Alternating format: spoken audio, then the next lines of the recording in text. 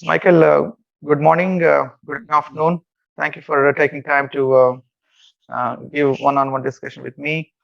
One of the questions I was thinking of asking you is, a lot of devotees, Bhagavan devotees, come to you in person, in a satsang groups or one-on-one in different aspects of life, thinking about how do you follow Bhagavan path and how to get this pure happiness that we are always, but it's been surrounded by misery of, or we can call it as ego or all the worldly sense. And when I see that you are the um, great source to get into Bhagavan's path in a lot of sense. I always see this is like a father leading son in a physical sense. But I would like to see, how do you see these questions coming in from different kinds of people who are all getting into the Bhagavan path? From your perspective, how do you see it? What are these questions means to you? Well, all I can say is Bhagavan has given me love for his teachings, and I try my best to follow his teachings, to put into practice what he taught. But I must admit, my Vishaya vasanas are still strong, so much of the time my attention is going outwards. But I know the purpose of our life is to know what we actually are, and to know what we actually are, we need to turn within and thereby subside back into the source from which we rose. That is our aim. But the mind is because of our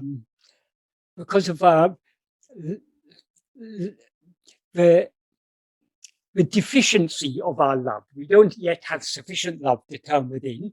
So much of the time my mind is coming outwards. And it so happens that people ask me questions about Bhagavan's teachings, which is useful for me because it keeps my mind dwelling on his teachings. And also, when people ask me questions, it makes me consider Bhagavan's teachings from different perspectives. So that that does help me to deepen and clarify my understanding. Also, when replying to questions, we have to reply in a way that will be clearly understood by the other person. And so the attempt to express clearly what we have understood also helps to clarify our understanding. So I am as much a student as anyone else. I am just learning on the way. That's all I can say about it, really.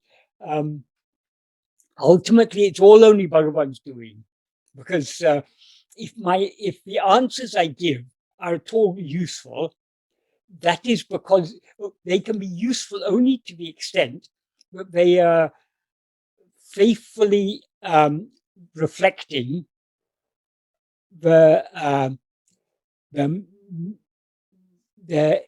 intended meaning and implication of Bhagavan's teachings. So if people find my answers useful, that is only thanks to Bhagavan, not thanks to me. So really, ultimately we have no part to play in this. Our only role is to subside and disappear. We subside by holding on to what alone is real, that is I am. Thank you, Michael. I would say I still want to go a little further on this topic. Do you mind asking? No. One follow-up question. I will answer to the best of my ability. One of the things that I always has it in mind is, what is the purpose of life? It's been wandering for me. I think it's from the childhood, somewhere deep down.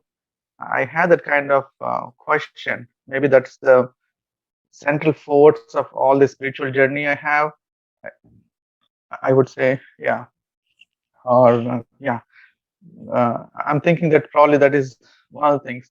So, can you please talk more about in Bhagavan's sense, I think it's all about Bhagavan, and it's about how Bhagavan gives the solution for us.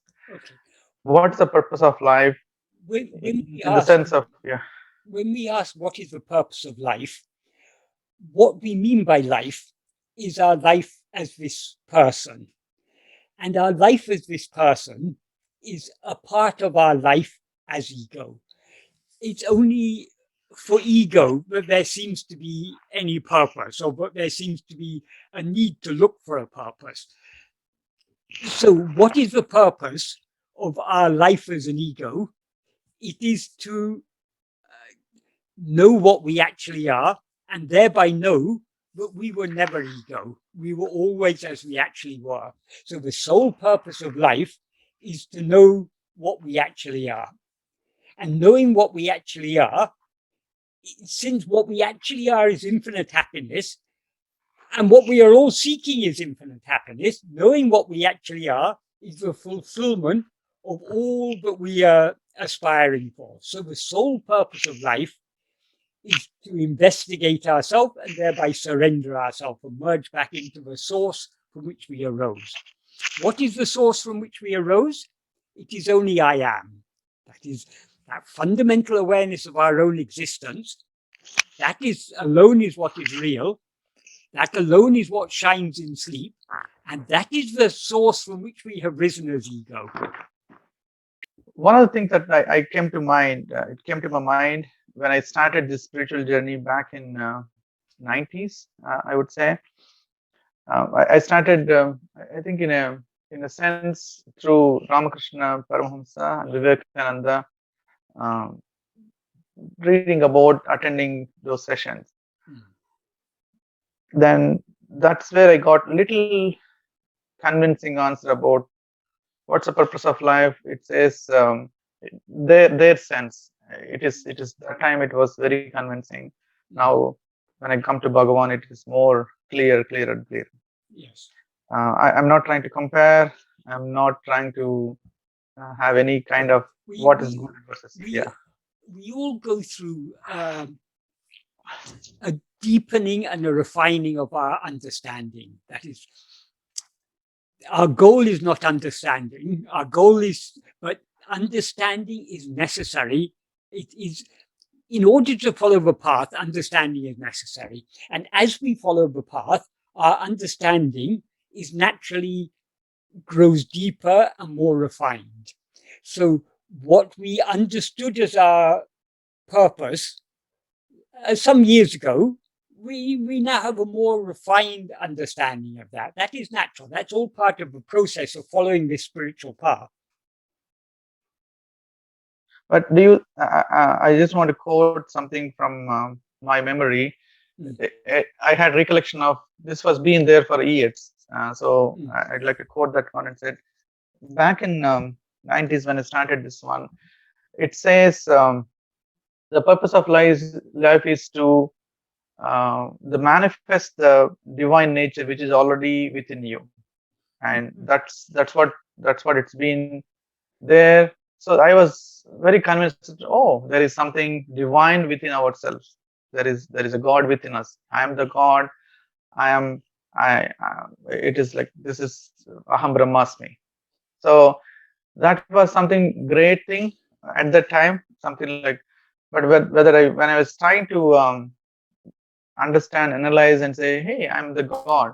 I see God in everywhere. I see God in Michael, God in John, God in my wife and kids and all the animals, plants, all over the world. That's where I see I'm not different from God. In a worldly sense, it is fine. But when I start seeing, like when I start hating someone or when I start arguing with someone, in a worldly sense, oh, if both are same, why I'm arguing it? Why I'm fighting with that guy? Who is the one fighting it? And what is that?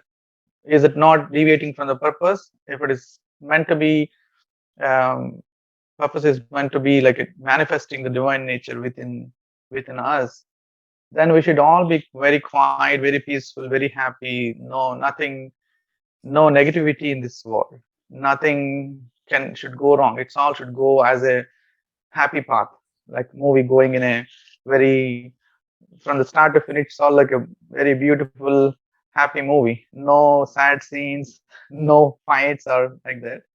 I always have that kind of retrospective and say, hey, why this kind of so much um, so much sad, misery, suffering. People do it, and when somebody suffer, we also suffer it. When somebody had something like, oh my God, what happened? It's very sorry to hear, and we try to analyze it and see, oh my God, it should not happen. It then it's come back to me and said, what is the time? It's again come back to the same question. I'm not convinced about purpose of life. I'm not convinced about what is that I'm doing it here. What is the role I'm playing it? Is it just like anybody coming in, going without really resolving, without really seeing the purpose? It's like, is it something that I'm just following that kind of cycle of life?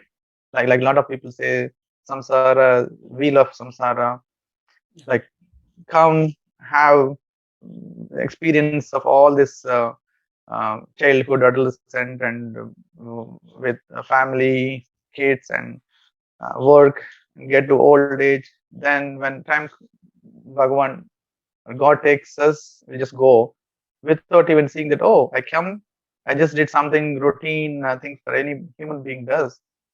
And I just go without even seeing the purpose, without even realizing, without even fulfilling the goal, what I was meant here. Then I imagine that it's come back to next life and say, okay, give it a try. Bhagavan say, okay, you didn't finish it, I'll give you one more chance. Again, same thing. People say it's been life after life, birth after birth, and until you finally come to the point and say, oh my, now this is the last chance, or this is something that I had to be serious about it. So that was my recollection. That was my initial thought about spiritual. But when I come to Bhagavan's journey, early 2000s, it's not pretty long that I had different spiritual paths or spiritual teachings, and quickly came to Bhagavan. I think it's just me, not me. Bhagavan take me in his hands. Can you tell me the way that I was thinking is it still holds true in Bhagavan's journey or Bhagavan's path? There's three things I'd say in that connection. Firstly, perfection can be found only within, not outside. The world we see is a dream. It is a projection of our own vasanas. Our vasanas are by their very nature imperfect. So the world will always be an imperfect place. We are not finding perfection in the outside world is not the purpose of life, because the purpose of the world is to show us its imperfection and thereby make us understand. But if we want to experience perfection, we should stop looking outside and look within. That's the first point I would make. The second point is,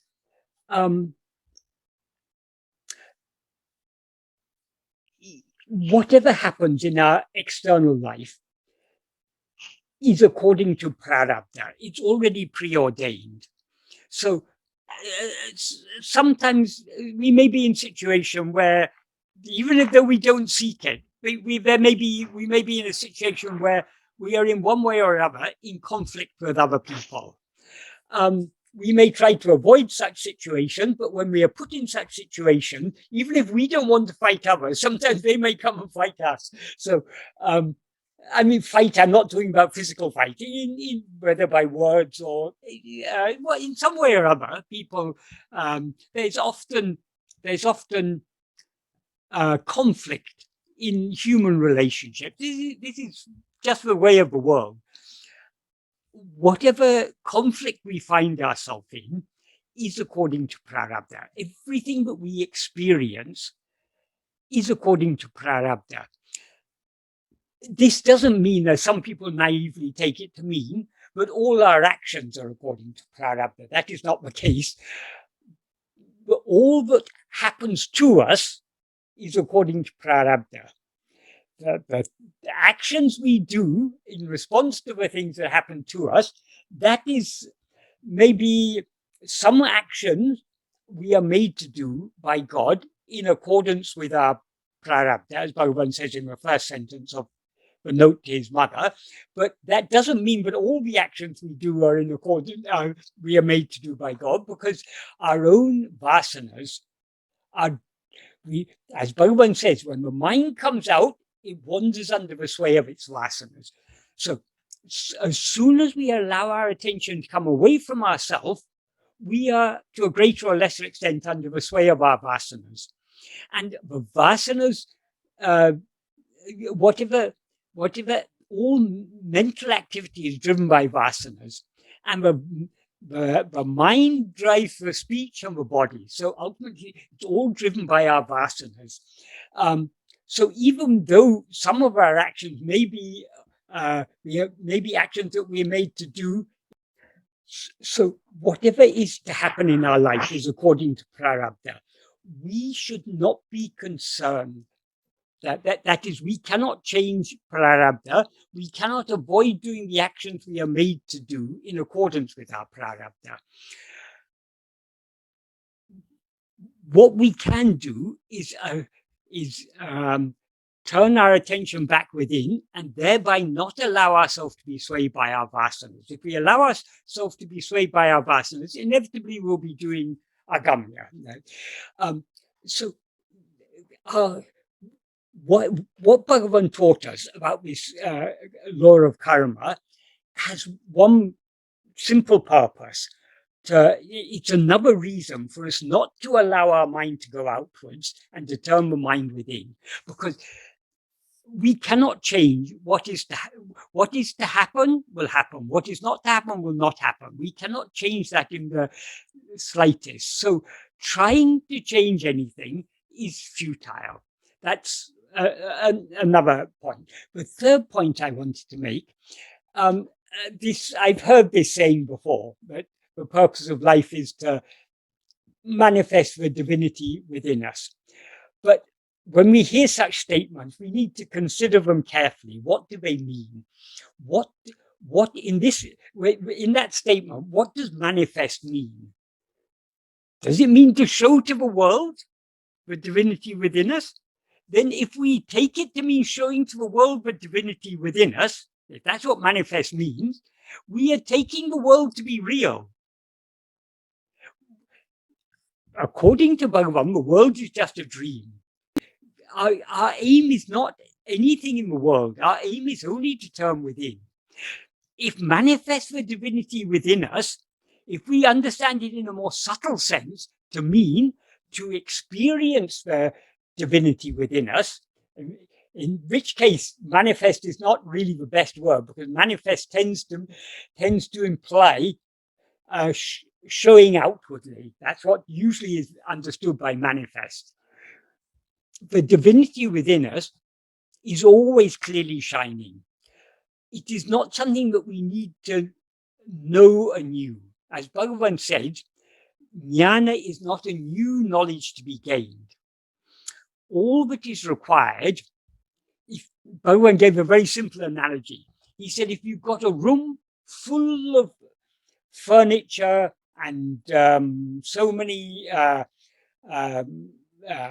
boxes of rubbish and this and that, if you want space in that room, the only way to get space in that room is to clear out all the furniture and rubbish and everything. If you clear everything out, what do you find there? You find space.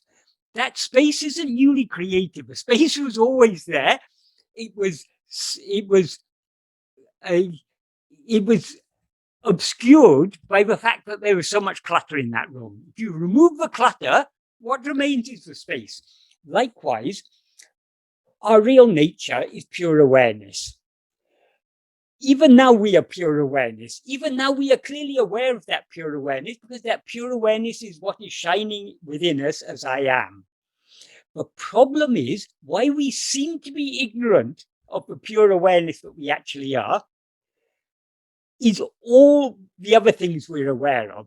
these other things, we are aware of things other than ourselves only when we rise as ego. So the root cause for the appearance of all the clutter in our life is our rising as ego. So if we want to clear out the clutter and find the space, which is already always present, the space of pure awareness, we have to, the only thing we have to remove ego, and you remove all its clutter along with it. So Bhagavan has given us a very, very simple path. So if that's what you mean by removing ego is manifesting the divinity within you, if that's what you take it to mean, yes, that is the purpose of life. But if you take it to mean you have to do something in the world to manifest the divinity within you, then that is going in completely the opposite direction to Bhagavan's teaching. So we need to understand Bhagavan's teachings clearly. And Bhagavan never said this. This is someone else who said manifest the divinity within you. But that saying is a very well-known saying. It is, I believe it was Vivekananda who said that. So yeah, that's correct. Yeah. So what Vivekananda meant by that, people may interpret in their own way. But if as I say, I don't think manifest, if he meant it in the deeper sense of experience the space of pure awareness, what is divinity? It's nothing but pure awareness. To experience that pure awareness, manifest isn't the best way of expressing it, but maybe he expressed it in that way for a purpose in a particular context. I don't know. I have a follow-up on that same topic. The first point I see it is,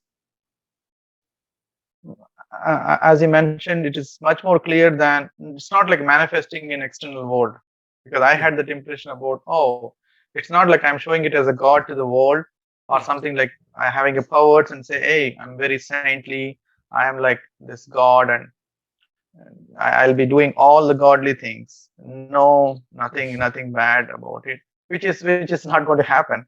Which is, as a human, as a worldly person, we got to do what is meant to do in this world. We had to be a good moral, good ethics, good ethical, be a good citizen or good human being. Don't harm anything. In that process, that is something external. We can always be a good human being, but it's so now it is much more clear with Bhagavan's journey. Yeah. Oh, it is not definitely not external activities, not external thing that is manifesting the divinity. Yeah. I think it's probably because of my ignorance or my initial state of spiritual it's how knowledge. Most people would understand it when they hear those words. It was pretty early, like teenager or just early 20s. We just started. And I took it in a good sense. I was trying to see how best I can do in a worldly person, like talk nice and do all this thing, which is good start. I would say it's nothing wrong. It's all good at its own level, but yeah, having come to this spiritual path, we need to go deeper. Particularly having come to Bhagavan's path, Bhagavan is always trying to push us deeper. So the things that we understood when we were younger, we've now got a deeper and more refined understanding. So we have to follow our present understanding. When that was our level of understanding, that was appropriate to us at that stage. Now we have got a deeper level of understanding. We have to follow according to our present level of understanding. Yeah, it is like a step by step, or it is like something like, oh, it's more clear. When you were saying about doing the godly thing, according to Bhagavan, the nature of God is not doing, but just being. I think God, in the sense of our own real nature, even what God seems to do, that is, it is said God does the panchakritya, creation, sustenance, destruction, anugraha, grace, and tirodhana, veiling. These are said to be the panchakritya, the 5 functions of God. But Bhagavan says even these functions they happen not by God doing anything, but by the mere presence of God. So the nature of God is not doing, but just being. Whatever happens, happens by the power of his mere being. That's what Bhagavan means in Nāṉ Ār, in the 15th paragraph of Nāṉ Ār, when he talks about Eastern Sanadi, Viṣeṣa Mātrata, by the mere special nature of the presence of God. What is the presence of God? That is his being. So the nature of God is being. So if we want to do the godly thing, that means don't do, just be. And how to just be? Don't rise as ego. All doing starts from our rising as ego. The first doing is our rising as ego. All other doings follow on from that. So our aim is not to rise as ego, to subside back into our source. Is it right to say just don't do it, just be in that one? It's not about doing, it's about being. That is what the Tamil words, summa iru. Summa means just be. What does just be mean? It means be without doing. So and doing, as soon as we rise as ego, doing has started. So in order to just be, we need to stop rising as ego. In order to stop rising as ego, we need to hold fast to I am. The more we cling to I am, the more ego will settle down and dissolve back into its source. Like most of the people, like me, were in that dilemma or in that sense of, oh, it's all in the doing. It's all in the doing in the world, doing godly things. Yeah. But I think I can clearly see when I come to Bhagavan path, that's where I see, oh, it's not about doing, because doing happens according to prarabdha and according to our predestined activities. Yeah. And just be the self, or Sumairu, what Bhagavan taught us. Yeah. Just be in that state. So all this purpose is be self, or be in that that self, or just be as you are. Be as you are. Yeah. That means don't rise as ego. And how to avoid rising as ego? Only by investigating this ego. If we look at anything other than ourselves, ego rises. If we look at ourselves, ego subsides. This is the vital clue given by Bhagavan. The very core of Bhagavan's teaching is this simple principle. The nature of ego is to rise, stand, and flourish by grasping form. That means by looking at anything other than itself, but to subside and dissolve back into its source by looking at itself. If we understand this, that is the key to understanding all of Bhagavan's teachings. So the whole of Bhagavan's teachings is all about this simple practice of looking at ourselves instead of looking at anything else. A lot of times that when I hear your talks about Bhagavan teachings, it comes to the very clear distinction about it all the things that you see, it is prarabdha, most of the things. And there is also like, this is a predestined, something is meant to happen in this life for each individual life. Experience is prarabdha, yes. Yeah, experience in a worldly sense, or in the outside world. Then if that is the one, then I think a lot of us probably might have asked you about something like, if it is predetermined, like movie scripted, something that it's already scripted, the director is God, something is scripted from previous life karmas, and is it something that we are like a robots just going in the remote of God, or something like? No, it is not. That is the law of karma, is simple but subtle. Where does karma start? It starts with agamya. And what is the cause of agamya? As Bhagavan says in verse 2 of Upadēśa Undiyār, the fruit of action will perish. That means when we experience the fruit of an action, it had thereby perished. We can't experience the fruit of the same action. We can't experience more than once. So when we've experienced it, it's perished. But that is not the problem. The fruit of action is not the problem. The problem is the seeds that give rise to action. What are those seeds? They are the karma vasanas. So Bhagavan says, the fruit of action perishes, but as seeds, they make us fall in the ocean of action. That is not the fruit of actions, it's the seeds that make us fall in the ocean of action. So those seeds are our vasanas. The vasanas are what gives rise to all our likes, dislikes, desires, attachments, and so on. So karma begins with our will. The cause of all karma is our will. Of course, whose will is it? It's ego. So ego is the ultimate cause. But first we rise as ego. And as ego, our nature is grasping form, as Bhagavan says in verse 25 of Uḷḷadu Nāṛpadu. What does grasping form mean? Being aware of things other than ourselves. Because ego is just a formless phantom.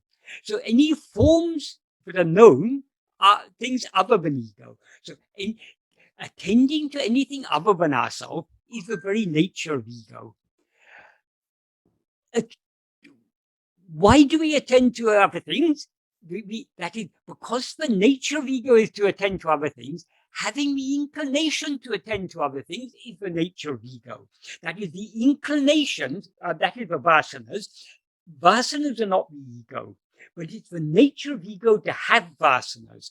So we have Vishaya vasanas, particularly. So these Vishaya vasanas are that inclination to grasp things other than ourselves. Because we have that inclination to grasp things other than ourselves, our attention goes away from ourselves towards other things. Thereby, ego rises, mind rises, and it wanders under the sway of its vasanas, as Bhagavan says.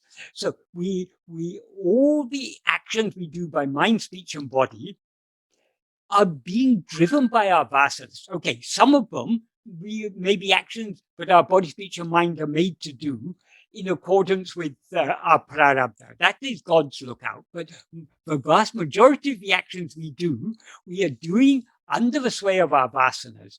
Those actions that we do under the sway of our vasanas are what are called agamya. The fruit of agamya gets stored in sanchita, from where God selects certain fruit for us to experience as prarabdha. So prarabdha is the effect. The cause is agamya, and the cause of the agamya is the vasanas, and the cause of the vasanas is ego. So the root culprit is ego. When we rise as ego, we inevitably get caught up in the ocean of action. There's samsara, the wheel of perpetual activity. So what is the solution that Bhagavan has given? Don't be concerned about the external world. Let the external world take care of itself, because it's all going on according to prarabdha. Don't even be concerned about the internal world of your thoughts. Bhagavan says, however many thoughts rise, what does it matter? As and when each thought arises, what should we do? We should, instead of attending to the thought, we should investigate to whom it has arisen. Investigating to whom it has arisen means turning our attention away from whatever has appeared back towards ourselves. So Bhagavan's teachings are so simple. And this whole karma theory, people ask so many unnecessary questions about it. What we need to understand is, what is the purpose of this? That is, whatever Bhagavan taught us, he taught it for a reason, it has a practical purpose. Bhagavan's teachings are entirely practical. So when Bhagavan taught us this law of karma, it has a practical purpose. What is that practical purpose? It is to make us understand we cannot change whatever is to happen. However, we can want to change it, we can try to change it, we can make effort to change it. We cannot change it. Since we cannot change it, it's futile trying to change it. So let us not be concerned about the external world. Let the world take its own course. It will happen as it's meant to happen. Our only concern should be to turn within and merge back in our source. If we turn within, we don't have to worry about agamya, because agamya happens only when we allow our attention to go outwards. As soon as we allow our attention to go outwards, we do so under the sway of our vasanas. That is how agamya happens. So if you want to avoid doing agamya, don't allow your attention to go away from yourself. So Bhagavan has a simple solution to all problems, which is cling only to I am. If we cling to I am, ego, that would bring about the subsidence of ego. If ego subsides, everything subsides along with it. So Bhagavan's teachings are they're very, very deep and subtle, but also very simple. It can be understood by a child. When Akilanda and Maya, who is a completely illiterate village woman, when she asked Bhagavan for a teaching, he gave her a very, very simple teaching. He said, uṉai vidāmaliru. That means be without leaving yourself. That is the whole, in those 3 words, Bhagavan summarized the whole of his teachings. Just be without leaving yourself. Hold on to yourself. If we hold on to ourselves, that means we hold on to I am, everything, all problems will be solved. The problem is, we are not willing to hold on to I am because we've got so much inclination to go outwards. That's why the vasanas are the problem. So how do we weaken our vasanas? Bhagavan is explained very clearly in the 10th and 11th paragraphs of Nāṉ Ār, by clinging firmly to what he calls in the 10th paragraph, Swarupa Dhyana. Swarupa Dhyana means self-attentiveness, attending only to our real nature, attending only to I am. That is the key. And he continues the same theme in the 11th paragraph, but then instead of referring to it as Swarupa Dhyana, he refers to it as Vicharana. And he also refers to it there as Swarupa Smarana. Remember, if we cling to Swarupa Smarana till we attain Swarupa, ādu andre podam, that alone is sufficient, he says there. So Bhagavan's teachings are all pointing in the same direction. They're pointing us back. Hold on to I am. That's all. That's the beginning and the end of Bhagavan's teachings. Uṉai vidāmaliru, be without leaving yourself. Yeah, I think it's me like more illiterate. I would say the same as the devotee came into Bhagavan, who doesn't have the kind of understanding or doesn't get to that kind of deeper understanding, like a kid coming to Bhagavan. You don't. If you are very learned, it's very difficult for learned people to have deep understanding, because as Bhagavan said, their minds are full of so many thoughts. They've got, whereas the ordinary worldly person has one family, the learned people have hundreds of families in the form of books. So it's very difficult for them. So to have a deep understanding is a very simple understanding. All we need to understand is what is real is only I am. Everything else is unreal. In order to experience what is real and thereby free ourselves from what is unreal, all we have to do is to cling only to I am, to what is real. But instead of clinging to I am, we are clinging to other things which are unreal. So why we are not realized? Because we are clinging to what is unreal. Bhagavan once joked about the English word realized. He said, what is real is always real. You don't need to realize it. The problem is we have realized what is unreal. So all we need to do, we don't need to realize what is real. We just need to unrealize what is unreal. How do we unrealize what is unreal? By not attending to it, by attending only to what is real, I am. So you don't need to be a genius to know that, to understand that. That's something even a child can understand. So being not very learned is a blessing, because if you're learning, you say, no, but in such and such a book it said like this, and in such and such a book in the Upanishads it said like this, or in such and such a commentary it said like that. We unnecessarily fill our mind with thoughts, whereas Bhagavan Bhagavan wants us to have only one thought and one thought alone. Āṇma-chintane tavira vera chintane kalambadu satram idam kodamal. Not giving even the slightest room to the rising of any thought other than Atma-chintana. Atma-chintana means thought of oneself. In other words, self-attentiveness. That's the only thought Bhagavan wants us to have in our mind. If we hold on to Atma-chintana, everything else will drop off. That's why Bhagavan says, Atma-chintana is giving ourselves to God. We hold on to Atma-chintana so firmly that we don't give room to the rising of any other chintana. That is giving ourselves to God. Yeah, so in that Bhagavan's teachings are so simple. If anything seems to us to be complicated, the problem is not in Bhagavan's teachings, it's our understanding.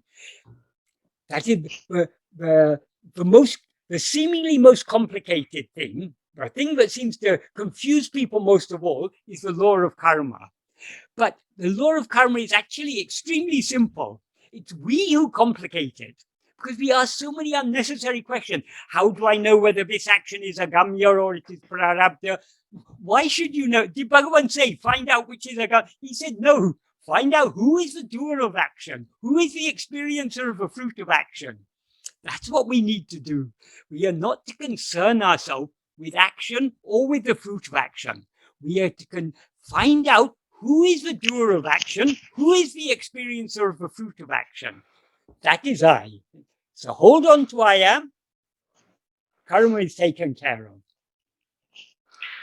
of. One of the things that it's the same question. I think it's probably the central thing that I would like to ask. In the same purpose of life, if everything is predestined, or if everything is going according to prarabdha, and the one that we need to do is just unlearn everything, is it as if it is something like just format what you have, like in computer terms, it is like clean erase all the data that you have in the mind, have a fresh mind like a baby, just a newborn baby, and start afresh and say, only have one thought called, who am I? Or just cling on to the self. And don't even think about all worldly things, because there is no point in thinking about or cling on to ego, because it just doesn't go anywhere. If that is the one, then why all this lot of Vedas, Upanishads, and lot of good texts and spiritual talks and so many things, which is from the childhood they've been taught, they've been discussing, taught, and even now it's still confusing for most of the spiritual seekers. And okay. Yeah. Rather than asking questions like this, we need to work out what is the answer. What are we told to do? We are told to hold on to I am. So rather than asking, why is it said like this in the Vedas, or why this, why that, why to ask any question at all? Why to ask why? There's no need to ask. If we are asking why, we are interested in things other than ourselves. If we're interested in knowing what we are, we don't need to ask why. We need to ask what. Well, not even ask what. We need to investigate what. What are we? So we need to, that is, Bhagavan's teachings are so simple. If we understand his teachings correctly, we will clearly see the answer to any question that may rise in our mind. So we don't have to dwell on these questions. What Bhagavan has asked us to dwell on is not on questions, but on who is the questioner. Doubt the doubter, Bhagavan says. Doubt who is the doubter. So we need to investigate ourselves. All questions about why or how, why and how questions are looking for a cause, a reason. A cause or a reason is something other than ourselves. That is, for effects, there are causes.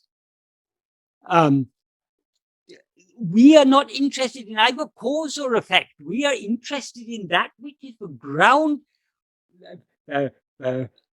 substratum, the basis in which cause and effect both appear. That is I am. Cling to I am, forget about cause and effect. Forget all questions about why or how. Just hold on to I am. If we want to follow Bhagavan's path correctly, we've got to be very, very single-minded. Our sole aim is holding on to I am. Everything that Bhagavan has taught us, whether it's the karma, law of karma, whatever it may be, it all has one purpose and one purpose alone: to make us, to stop us allowing our attention, or to make us understand that we need not allow our attention to go towards anything else. All we need to do is hold on to I am. Let law of karma, let God take care of that. That is not our concern. Our concern, that is, Bhagavan taught us the law of karma to make us understand that we need not be concerned about karma. We need to be concerned about who is the I who feels I am doing karma. Who is the I who feels I am experiencing the fruit of karma? That I is what we need to investigate. So let us not, we are not here to investigate karma. That is, Bhagavan has taught the law of karma in very simple terms, in such a way that with the intention that we should understand, or we don't have to be concerned about karma. We have to be concerned about who is this I to whom karma appears. Yeah, it's a kind of like, don't question why it is taught like that, why it is like that. Then go back to kind of questioning. Whys, that is, any answer to why will be something other than ourselves. Our aim is not to know anything else, is to know only ourselves. Because as Bhagavan says in Āṉma-Viddai, what is the use of knowing all else without knowing oneself? And what else is there to know if oneself is known? Yeah, it was. I felt like it was like I think I might have spoke in earlier discussions as well. If this was, I'm talking as a worldly person. If this is something that so Are you simple, a worldly person? I'm talking in a worldly person. I'm talking to Michael as through my speech, through my body, through my brain. Yes, but I'm asking you, are you a worldly person? No, I don't believe. Then why do you ask as a worldly person? Be as you are, Bhagavan says. Don't be a worldly person. A worldly person is a false identification. When we rise as ego, we seem to be a person. And person, of course, if there's a person, there's a world. So all persons are worldly persons. Our aim is to separate ourselves from this person by clinging to I am. So is it something in a simplistic terms? Say, just don't even think about it. Don't even think about this worldly things. Why all these things? So many teachings or anything. Just cling on to self. Like that is all. That is all. Okay. So can I assume that all these things are just let it happen in the way that it's meant to happen? Don't even question about whether you let it happen or not. It's going to happen as it's meant to happen. You may as well let it happen as it's meant to happen, because if you try to stop it happening as it's meant to happen, if you try to change it, you're just creating unnecessary trouble for yourself. So what is to happen will happen, whether you let it or not. Yeah, in that destiny or in the prarabdha, I had almost every day. I always had that kind of thing.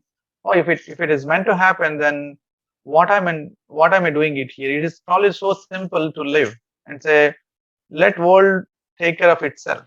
Yes. Let world run it on its own, and you be outside the world, like as if you are in a space or just above this worldly thing. Just come out of this world.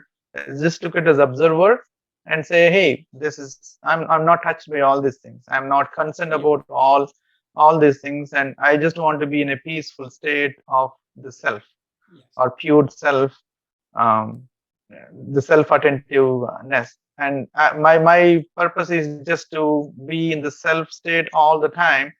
I don't care, or I not in the care, not in the sense of caring, but it's like let it happen. It's just like it happens anyway. Yes, exactly. And but the ego is something very strong, I would say. Even if I have that idea and keep that idea all the time in my back of the mind, when I apply it, saying, so, oh, if this is meant to happen, like COVID meant to happen. Let us just live example of COVID. If meant to happen and take away a lot of lives, it's going to take away anyway. Then why so many people are concerned about, oh, this is happening, what can I do to stop it, what can I do, even though a lot of people know that whatever we do, it's not going to make any difference. It's probably do whatever they do, they probably might get vaccine, they probably do their own self-care or self-discipline or something where they can take care of themselves, not to spread anything to outside people. So that's they know about it. But why it is so much think about this example? Oh, this is something like it is something that it's not in our control. But why do we always why the ego is always like so strong and say, oh, it is something that in my hand. It is something that I have control to destroy everything. I have control to stop it. Then I'm the owner of this whole world, my world. It seems to us that we do have at least a limited control over things. That is why Bhagavan taught us the law of karma as he taught it, to make us understand, but actually we have no control over these things. These things will happen. We don't have control over what happens to us. What we have control over is whether we allow our mind to come outwards and wander under the sway of its vasanas, or turn it back within. Of course, when we allow our mind to go outwards, we have to act appropriately. That is, when we look outwards, we seem to be a person. And as this person, we have a responsibility. We need to wash our hands. We need to wear face masks in certain situations. We need to be vaccinated if when the opportunity comes, because these are all means of avoiding spreading this disease.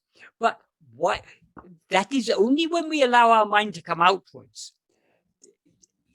If we are to be vaccinated, if we are to wash our hands, all these things will be made to do if we turn our attention within. So our only concern should be turning our attention within. That Bhagavan has made it so simple for us, we make it complicated by asking so many questions. And all of Bhagavan's teachings, if we understand Bhagavan's teachings correctly, he's making things extremely simple. What could be simpler? That is, there's so many theories of creation. That is, whether God created the world in 7 days, as it said in Genesis, or in Hinduism, there's so many creation myths, so many. Vishnu is lying on Adisesha and dreaming, or Brahma is creating it from his mind. So many innumerable creation theories are there in religions. And science has its own creation theories. There was a Big Bang and all this. All these things are so many competing theories about how the world came into existence. And all these are very complicated theories, because you have to postulate a God or who one day thought, let there be light, and created the world in 7 days. Or you have to imagine a Vishnu lying on Adisesha dreaming. Or Bhagavan has made it far, far simpler. Bhagavan says, ahande undayin anetum undahum. If ego comes into existence, everything comes into existence. Ahande indrail indru anetam. If ego doesn't come into existence, nothing. If ego doesn't exist, nothing exists. Ahande yavamam. Adalal, therefore, investigating yadu idu endru nadale, investigating what this is, what this ego is. Overdul yavameno, know that is giving up everything. So Bhagavan has made it so simple for us, but we continue to complicate it by asking why, how. We need not be concerned about anything except clinging to I am. That is what Bhagavan, that's why Bhagavan is repeatedly dimming that into us in so many ways. And whatever Bhagavan taught us, it is only to impress upon us the need to attend to ourselves and the lack of any need to attend to anything other than ourselves. As Bhagavan says in the 13th paragraph of Nāṉ Ār, first he says, being Atmanishta Paran, giving not even the slightest room to the rising of any thought other than Atma-Chintana, other than self-attentiveness, is giving oneself to God. Then people may object, oh, but I've got family, I've got this. Bhagavan says, however much burden you place on God, he bears all of it. When the one Parameshwara Shakti is driving all karyas, everything that's meant to happen is being made to happen by him. So why should, instead of yielding ourselves to it, why should we be constantly thinking it's necessary to do like this, it's necessary to do like that? Leave all that thought of all that to him. He will take care of everything. When you're traveling in a train, you know the train is carrying all the burdens. Then why do you suffer carrying your little luggage on your head? Why not just put it aside and travel comfortably? So Bhagavan has done all Bhagavan bent over backwards to make it simple for us.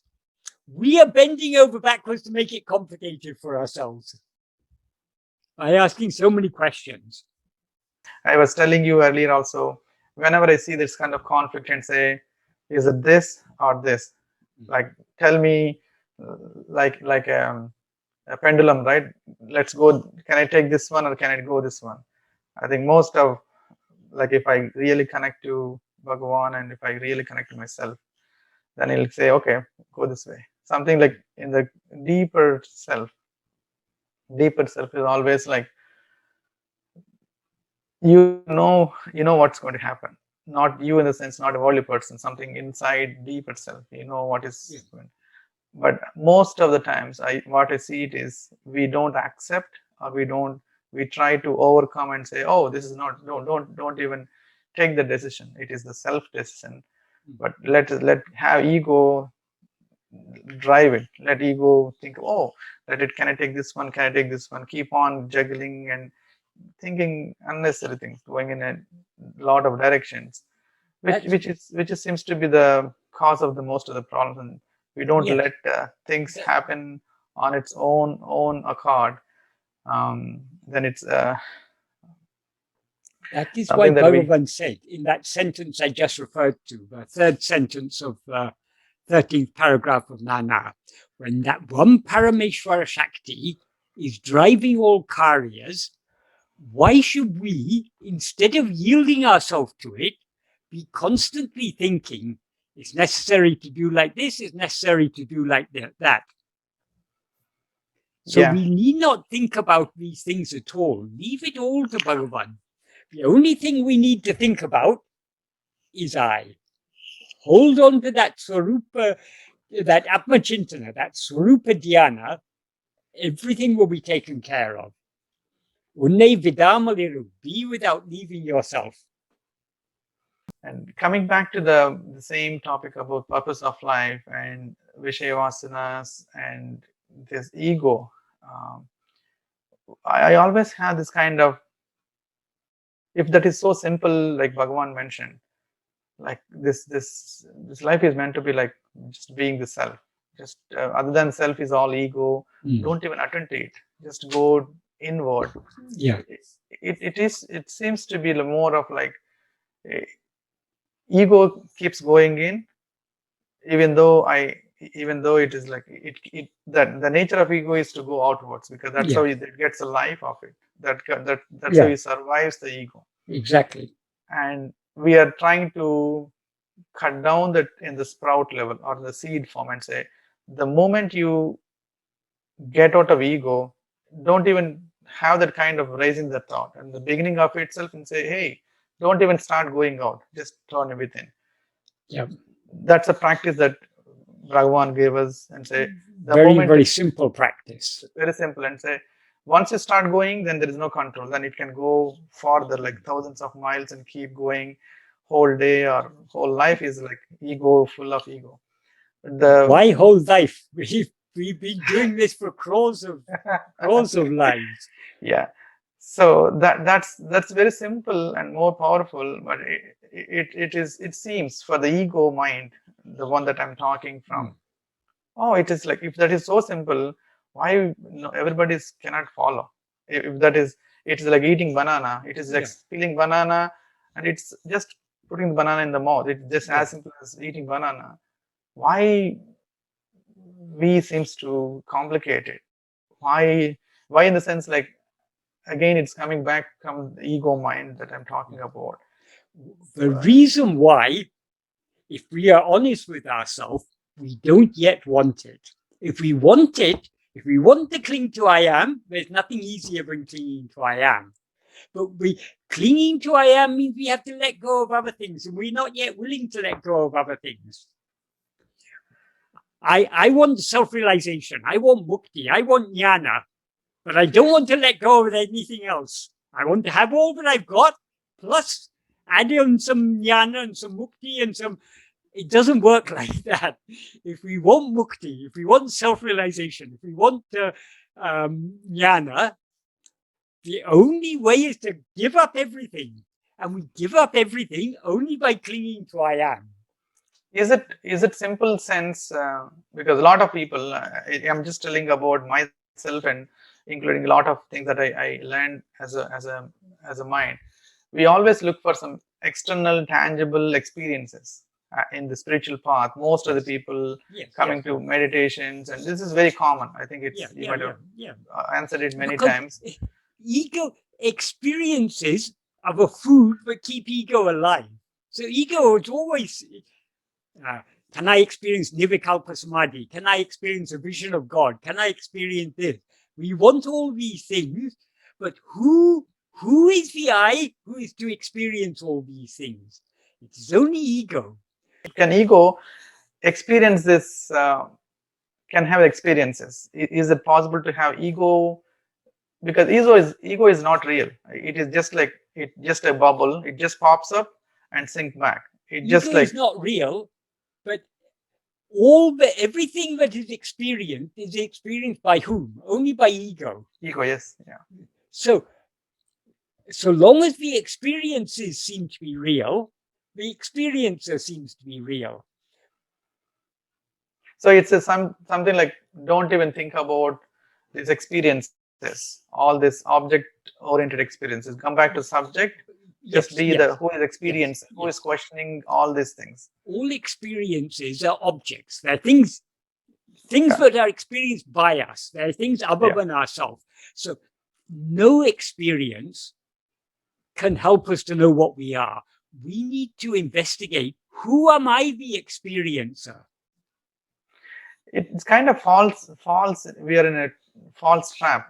It is kind of like a eye opener. Oh, all these years, all these generations, and all these things is like put into a false blind side. It's something like an illusion. We are just in that illusion. Now Bhagavan is bringing us back to that reality and say, hey, all you're doing is you are in that web of ego, web of Vishaya Vasanas. Don't even think about it. I will take care of that one. I will be the one doing it. You just be the self. You do your role as be the self. You just hold on to I am. That's all. That is, it seems very simple. It is very simple if we want it. That is why Bhagavan often used to say, Bhakti is the mother of jnana. Who wanted must have that one? all-consuming love. Ego, of course. Ego wanted the who I am. Does ego wanted to experience these things, or does ego wanted to be who I am?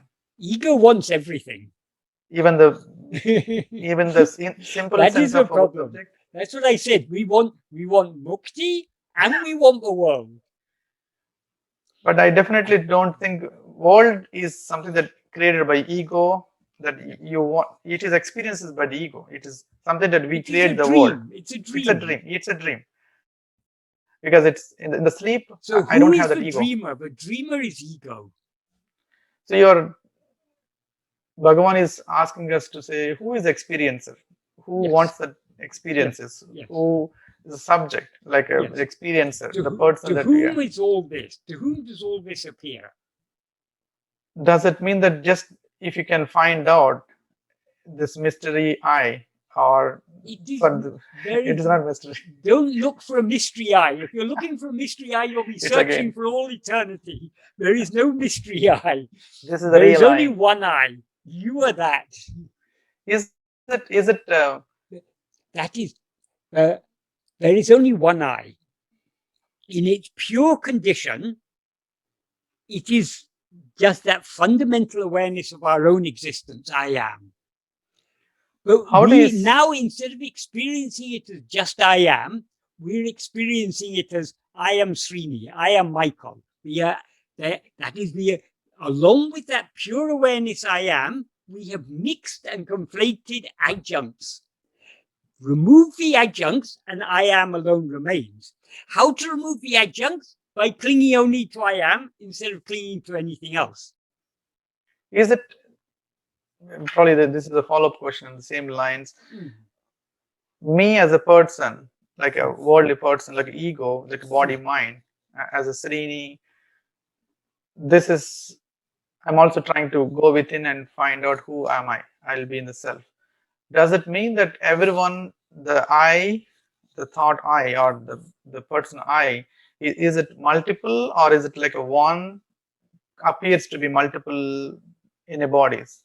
When you're dreaming, there are so many people in your dream. Yeah. You also seem to be a person in your dream. Correct. Because there is only one dreamer. But one dreamer dreams a dream world in which it dreams itself as a dream person. Yeah. So the dreamer takes itself to be a dream person. So it takes every other. As for dreamer, what is experiencing the dream world is not the dream person. The dream person is an object in the dream world. But the dreamer mistakes itself to be that dream person because it takes itself a person to be a person. It thinks every person is also seeing just like it is seeing. But what is actually seeing? Who is seeing this world? Srini is not seeing this world.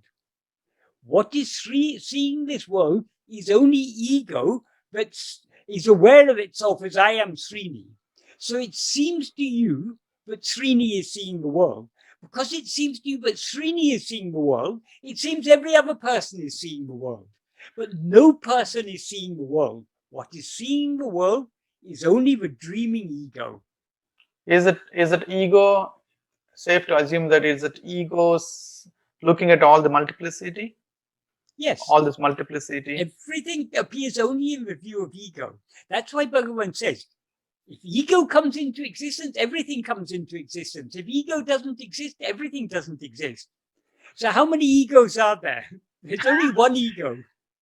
But it appears in multiple forms about Srini's ego, Michael's ego, John's, Dave. There's no Srini's ego or Michael's ego. Ego is now aware of itself as I am Srini. Okay. But ego doesn't belong to Srini. Srini belongs to ego. It's ego who says, well, Srini doesn't belong to ego, but ego lays claim to Srini as I am Srini. So ego is one entity that assumes like, oh, this is Michael, this is Srini, this is world, like this. Yeah. Just like one entity. In a dream, we see many people. Yeah. Among those many people, there's one person we take ourselves to be. And we see from the perspective of that one person. Yeah. But the ego is only one. In a dream, there can only be one dreamer. And the dream doesn't appear in the view of any of the people in the dream. It appears only in the view of the dreamer. But it seems to the dreamer that all the people are seeing the world. Because the dreamer mistakes itself to be a person. Yeah. So it should probably, it is considered to be like a big dream, like whole world is just a Maya, It's all just a dream.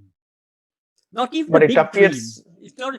one We dream. imagine it's big. Oh, this is a vast universe. It's been here for billions of years, and it's so many light years away, all these distant galaxies and everything.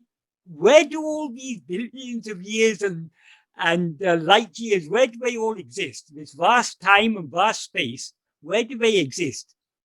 Only in that little, in the mind of that dreamer. Yeah, it appears big. It appears like a big dream and all this science. It's just an idea in our mind. It's just a thought. This world is a big world. Yeah, it appears like when I hear this, but when I hear Bhagavan's teachings, it appears like so simple. It's like, oh, if that is so simple, why can't we just have simple forget about ego, just don't turn outwards. When you turn outwards, have that thought about don't go out, just be in. Don't go out, be in. Because we are almost like 99.9% will go out. That is the tendency of the ego. We attend to a lot of other things. We go far.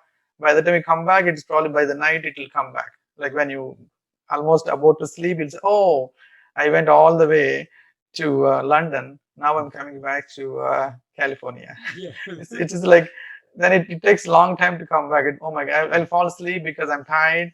Then come back in same routine about morning again. Oh, I had to do something. Ego has to do something, and it keeps that kind of the circle, that circle of life. Where is this? In verse 8 of Arunachala Akṣaramaṇamālai, Bhagavan sings, ūrsuṭ ṟuḷamviḍā, duṇaikkaṇ ḍaḍaṅgiḍa, uṉai haikkāṭ Arunachala. Arunachala, show your beauty, so that seeing you, this mind which wanders about the world, so that seeing you ceaselessly, this mind which wanders about this world may subside. So the nature of the mind is to be always wandering around the world. But is it something that the nature of the mind is to wander outside? That is the nature of the mind, but that is not your nature. Your nature is just to be. So we have to switch our identification. Now we see, I am the mind, I am wandering around the world. No, you are just being. Cling to I am and let the mind take care of itself. If you cling to I am, that is what Bhagavan refers to in this verse 8 as seeing your beauty. So if we see him constantly, we will subside.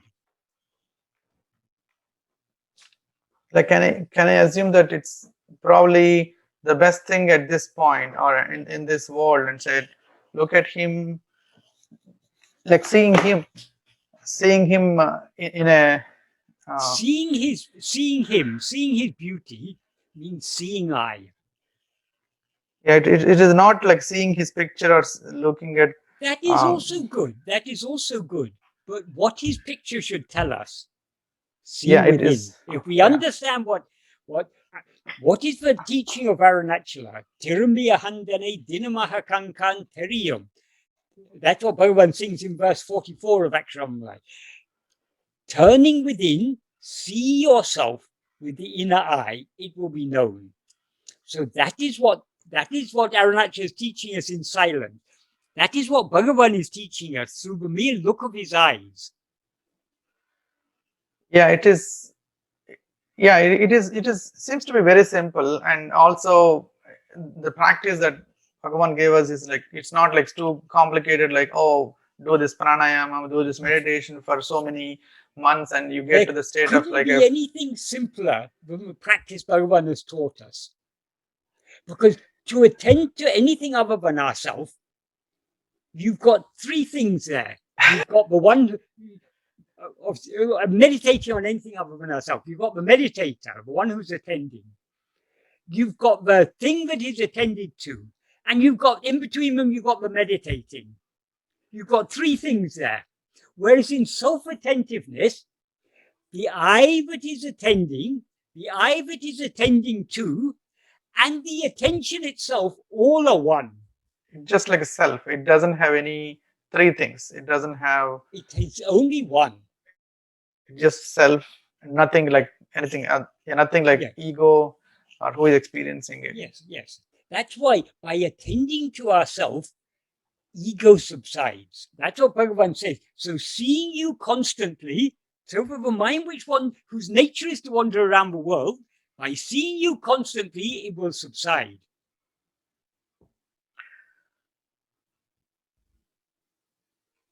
But is it like in the day-to-day life, in the practical day-to-day life, seeing Bhagavan and practicing his teachings, that's all we should do it? That's all that is necessary. Anything else is let it happen. Let it happen as it's to happen. Let's not be concerned. Let us not take any interest in it. The only interest we should have is in knowing who am I. Is it kind of vairagya? I think it's like a detachment. Detaching says from in the 11th paragraph of Nāṉ Ār, not attending to anything other than oneself is vairagya. Yeah.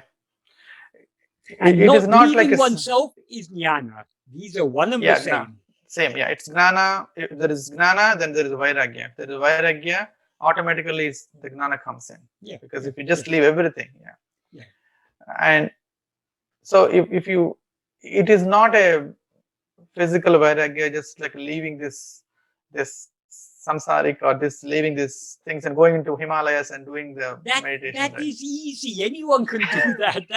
Well, you can't. Only if it's your prarabdha you can do like that. But it seems very easy. This is what is real renunciation.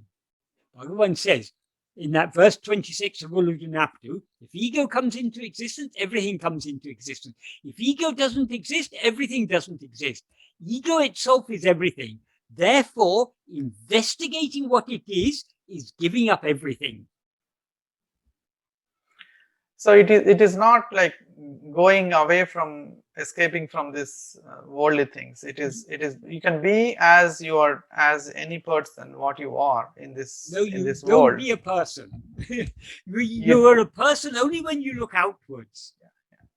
So we don't need to renounce anything. We don't need to renounce our family. We don't need to. Only one thing we need to renounce is the person that we seem to be. If we separate ourselves from, if you separate yourself from Srini, then you've renounced everything.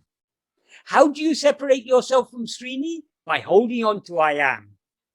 So it is like the data activity, the carrying of the world is like you separate and say, you, real you is I, you are not the body, mind, speech. You don't have to, that is we need to understand. Before we start self-investigation, we first need to understand that we are not this body or mind or this person we seem to be. But that is just the ABC. ABC, yeah. Just in the beginning, we understand. Once you understand, yes, be in that one. Don't even Once you understand that you're not any of these things, stop clinging to them. Cling only to I am. Then does it mean that once you cling on to who I am, that's it? You just merge into the self and everything. If we cling firmly enough, if we attend to ourselves keenly enough, we will merge and melt back into our source. Is it moments of experiences where, oh, I feel like I am that self? Is it something that is it an indication in a spiritual progress? When I see, you feel like yeah, you're not actually experiencing. When there is never a moment when we are not aware of ourselves. We are always aware of ourselves as I am. There's nothing more to know than that. The trouble is we know so many things in addition to that. Is it like a movie screen and the movie? It's movie screen always Yes, there, yes. but The screen is I am. we don't, Everything else is just pictures on the screen. but we don't like, or we don't see that is the real one. We always look for, oh, it's just a blank screen. It's just like a boring blank screen or whatever. Boring, that's the word. That's the word. Yeah. We are not interested in the screen. Interested, yeah. We are interested. Why do we go to the cinema? We don't go to the cinema just to see for the screen. 3 hours watching the screen. We go because there's going to be an exciting movie or a romance or some film or other is going to be there, which catches our interest. Exactly the same problem we're facing now. Because we are interested in things other than ourselves. Oh, this screen I am, this is boring. Yeah. So when we try to turn our attention within, we quickly get impatient and jump out again. Yeah. This is the problem. Yeah. It's because actually it is so simple. How do you get this interest onto the self? Because it is like it is there. It is, why should I get interest onto something which is already happening? Persevering in the practice. That is, the more we attend to ourselves, the more our interest in other things, our Vishaya vasanas, will drop off, and they just get weaker and weaker and weaker, and the more our love to know and to be what we actually are increases. Because just see your experience. If you attend to yourself, even for a few moments, how peaceful those moments are. Very peaceful, yeah. But we are, because we have the restless nature of this mind, ūrsuṭ, this mind which wanders about the world, which keeps on wanting to jump out again. Monkey mind, they call it as monkey mind. Monkey mind, yes. It just keeps, it doesn't like to be that self for even for 1 second. It's, it's peaceful. No, that is not. That's what Bhagavan says about in Nāṉ Ār, about under the shade of a tree, it is very cool and pleasant. Outside, the sun is burning, scorching. Yeah. But we come to the shade for a few moments, and then again we go out into the scorching sun. Who is the one going it? Is it ego wanted to go out? Of course, all is ego. So if you just take the ego out, it's like taking that. If you renounce ego, you renounce everything. That's why Bhagavan says, investigating what this ego is giving up everything. We don't have to give up anything else. Ego, if you give up ego, you've thereby automatically given up everything else. It seems the one that I always comes to mind, that it is already there. The self is already there, and we already the self. It is like we don't need to acquire anything from external. It is something. It is something that we already have, that thing in ourselves. Then we say, why do we think about self? Why do we need to care about self? It is there. It's just like we just take it for granted, and it seems that we look for something external. That ego seems to have. Let me acquire something. Let me acquire some experiences. Let me have the bliss, whatever they call it in meditations, and do this one, we'll get this one. Then you get that kick, that kind of experiences that mind wants it. You are in a pure blissful state. But how long it will be there? It might be there for when you are in meditation, probably 1 hour, 10 minutes. Then come back to real life. Then you go back to your whatever. You feel restlessness. That's gone. It is like you eat a mango, you get like so beautiful, you enjoy that fruit, taste of it for a few moments. After that, no, it's gone. It's like, again, you had to eat mango. I cannot keep eating mangoes I cannot keep doing it, because you get bored of it. You look for something else. You look for apple, you look for this one. It is like keep on trying it. Ego keep on trying all this outside external happiness. Moments to moments, come back. I think in between those ego, at a point of time, and said they keep trying it isn't working out. Then he just gave up and said, I don't want to try at all. Let me go back to that pure self. Yeah. I think that's what I feel. It's coming to the point and said, it tried so many things, and I gave up and said, no, it is not what I wanted. Yeah.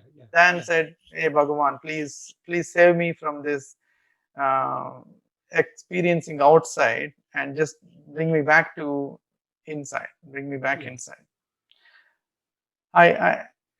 It is always, it seems to be very simple. That I think the lack I see it is more of practice. It is practice and perseverance, like holding on, because it is, even though it is simple, it is simple, we are the strong Vishayavasanas will try to go over. The mind doesn't get convinced. Oh, but Michael is telling so simply. Remember, these Vishaya Vasanas, whose Vishaya Vasanas are they? They're not Egos. So it is we who allow ourselves to be swayed by our Vishaya Vasanas. So that is what we need to avoid doing. We can avoid doing that by clinging to I am. Then again, we get swayed by our Vishaya Vasanas. Then again, we come back and cling to I am. We persevere in doing so until eventually the Vishaya Vasanas become so weak, and the Satvasana becomes so strong that everything comes to an end. Ego dissolves back into its source, that is.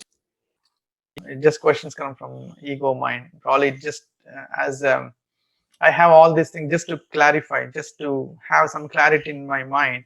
It just gives like, because the more you keep these questions, it's better to clarify. Just get rid of it.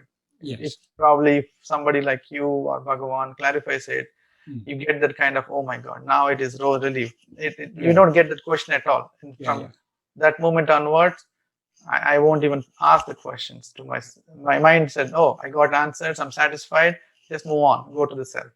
Something like I have time to. It is good to ask questions when they arise, but it's better to start to find the answers for ourselves.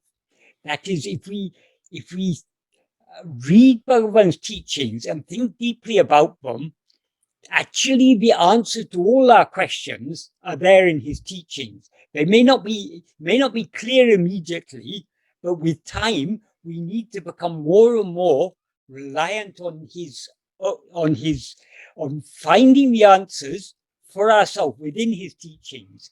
But for that we require a certain degree of clarity, and that clarity we get by putting his teachings into practice.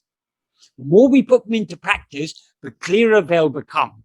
The clearer they become, the more we will be able to find the answer to whatever question may arise. In fact, questions won't arise because they'll be so clear. That I want to get to the point where no more questions, just be in that. Because the questions come from ego, right? It's like ego asking, can you give us more light on the destiny versus the free will? Because I understand, I almost get clarity about like destiny is something that we call it as in my childhood or in my culture, they say this is something written here. In Tamil they say Talevidya. Yeah. What Brahma has written on your forehead. Yeah, Brahma has written. Yeah. That they call it as, in Telugu they call it as talarata, right? Somebody written in the head. Yes. And they usually symbolically say this is something written here. That's why it just happened to you. Yes. But that is the destiny. That's something like vidhi, that is. But there is also a kind of like a free will. If you take out the destiny, if you keep the destiny as a major whole, there is also something that we have in this world. How do you? Is it a free will? Is just to be the self? That is the only thing that we should do. That is, when we say free will, that is, this English term free will is a very imprecisely defined term. Generally, when people talk about free will, they are not actually talking about freedom of will, but freedom of action. What people mean by free will is freedom to do what you want. That is what Bhagavan called freedom of action. That implies that without freedom of will, we wouldn't be free to act. But so Bhagavan talked about two things. He talked about Ichcha Svatantra and Kriya Svatantra. Ichcha Svatantra is the freedom to will. Kriya Svatantra is the freedom to do, the freedom of action. Destiny is the fruit of past actions. So destiny is an effect. The cause of the destiny is the actions that we've done in the past. Those actions are what are called agamya. The cause of agamya is our misuse of our freedom. That is, we use our freedom to will and act, to do actions. So the cause is our will. The effect is our destiny. So they are in no way contradictory. People think, oh, if everything is predetermined, therefore there's no free will. That's a very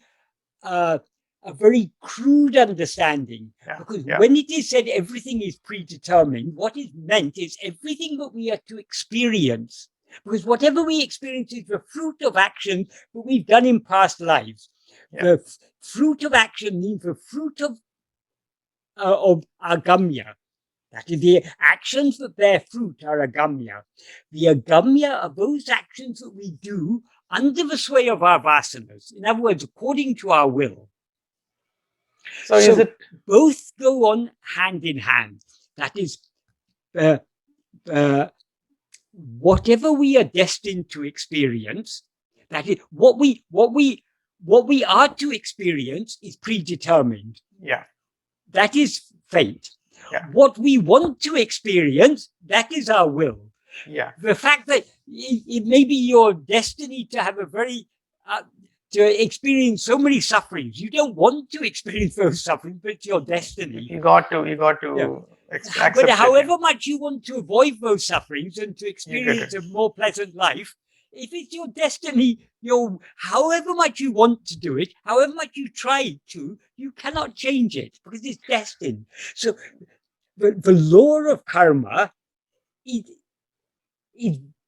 based on freedom of will. If there was no freedom of will, the law of karma is gone. It's the foundation. So freedom of will is the foundation. It is the cause.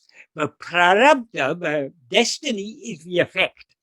So people who say, oh, everything is predetermined, so there's no freedom of will, they say there's only the effect, there's no cause. That is, if there's an effect, there must be a cause. The cause is the freedom of will. Is it something that I can make it simplistic way? What we are experiencing in this life is due to the actions that we did in the past life, or prarabdha? Yes, absolutely. That is definitely not something that I'm doing in this life. No. What I'm experiencing, whatever you do in this life, it goes next life. Well, not next life. It goes to Sanchita. Sanchita, yes. And Sanchita is a huge pile. The word Sanchita means a pile because there's so many fruits. Because generally speaking, our desires are far greater than whatever we experience. So in each life, generally, we are accumulating more fruit than we are experiencing. So the Sanchita is an ever-growing pile. That's why God has great freedom to choose. Okay, we'll take one fruit from here, one fruit from here.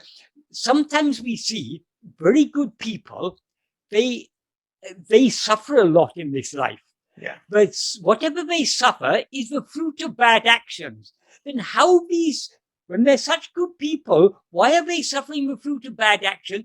Because though now they are good, after many births, a long, long time ago, thousands or millions of births before, they would have been ruthless, selfish people grabbing everything for themselves, not caring about others. So we've all done bad actions in the past. We've all done good actions in the past. Sometimes we see people who are pucker rogues, really worst type of people.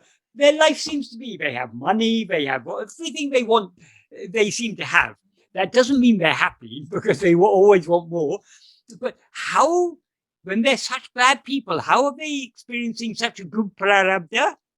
Because in spite of all the bad things they would have done, they would have done some good things. They would have cared for their wife or for their children or something. They would have done some good actions.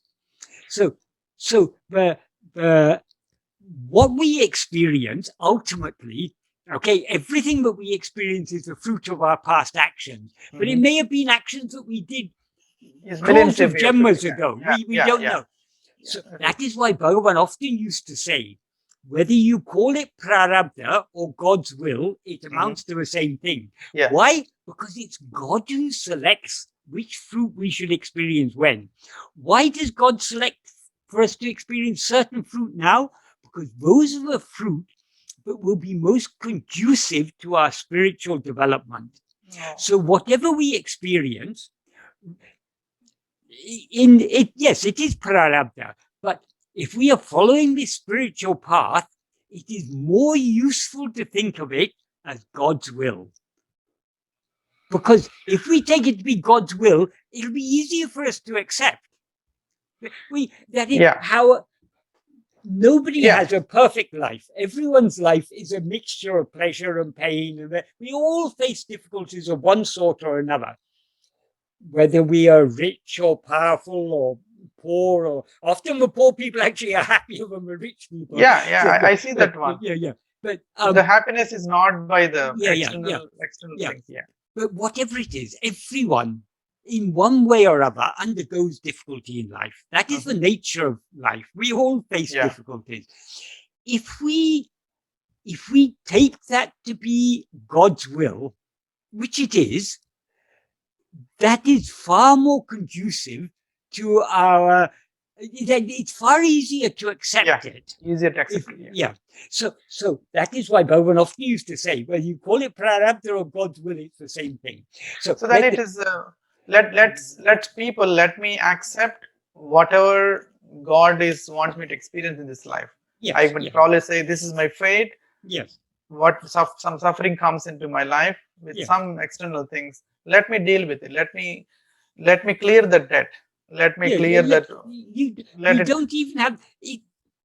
Just be clear. Accept it. It is okay. It is only for the body and mind. It is just body and mind. It is anyway going away.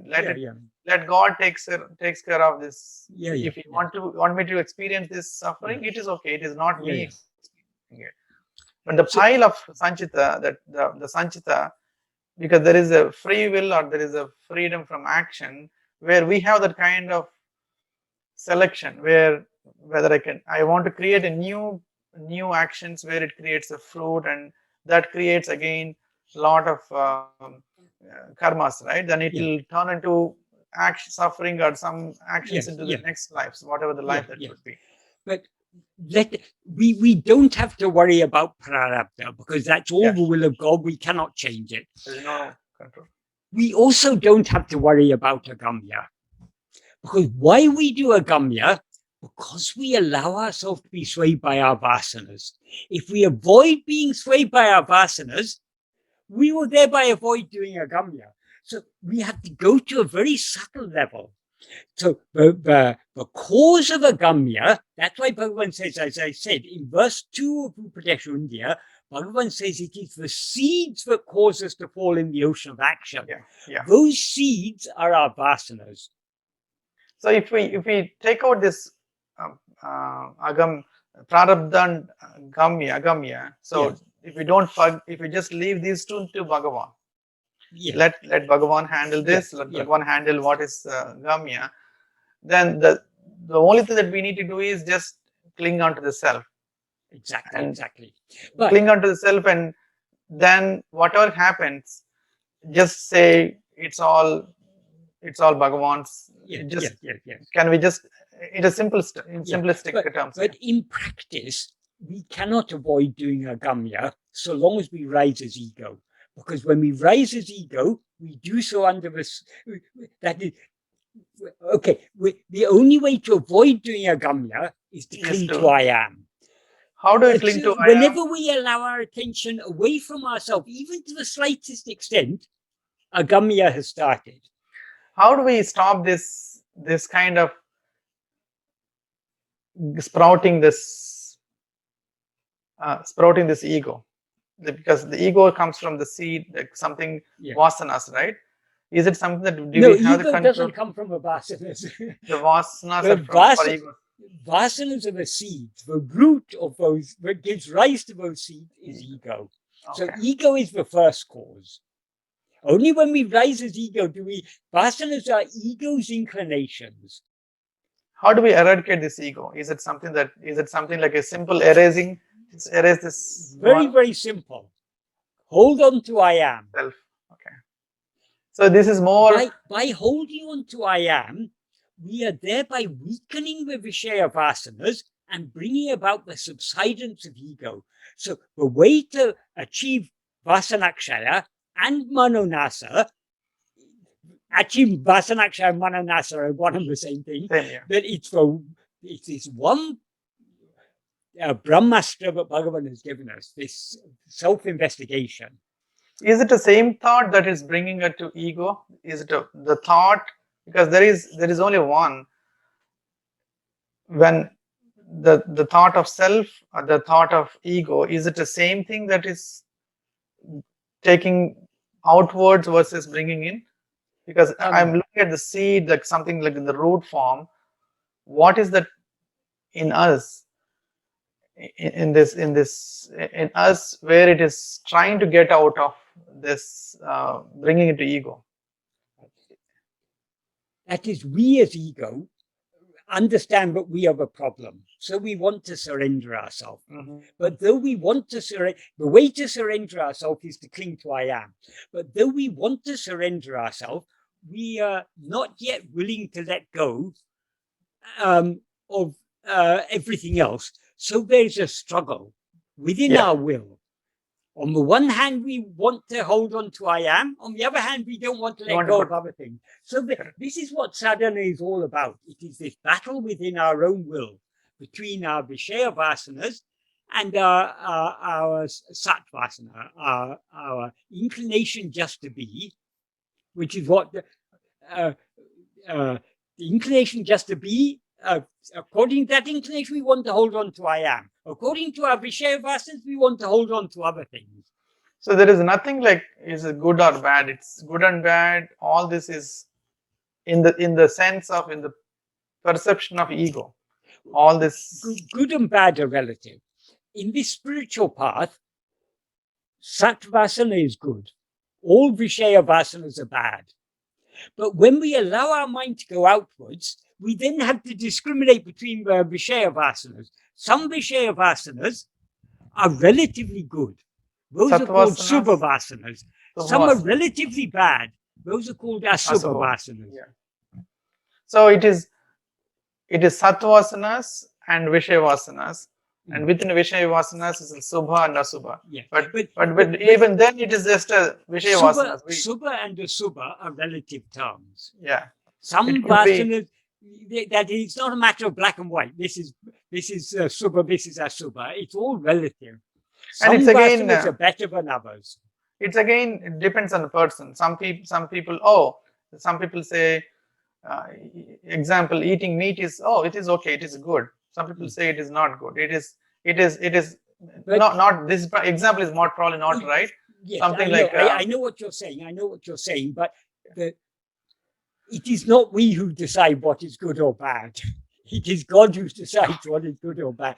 Because we may think we're perfectly justified in eating meat or whatever, but in eating meat we are causing harm to others. So that is a bad action. Whether we are willing to accept, recognize it or not, that is a bad action. Okay. So it is again, we don't need to worry about this one. It's not fixed. Supposing you're living in the North Pole, supposing you're an Eskimo. There's no other food for you to eat. Just had to eat. So in such circumstances, there's no option. But in the modern day world, where most of us have plentiful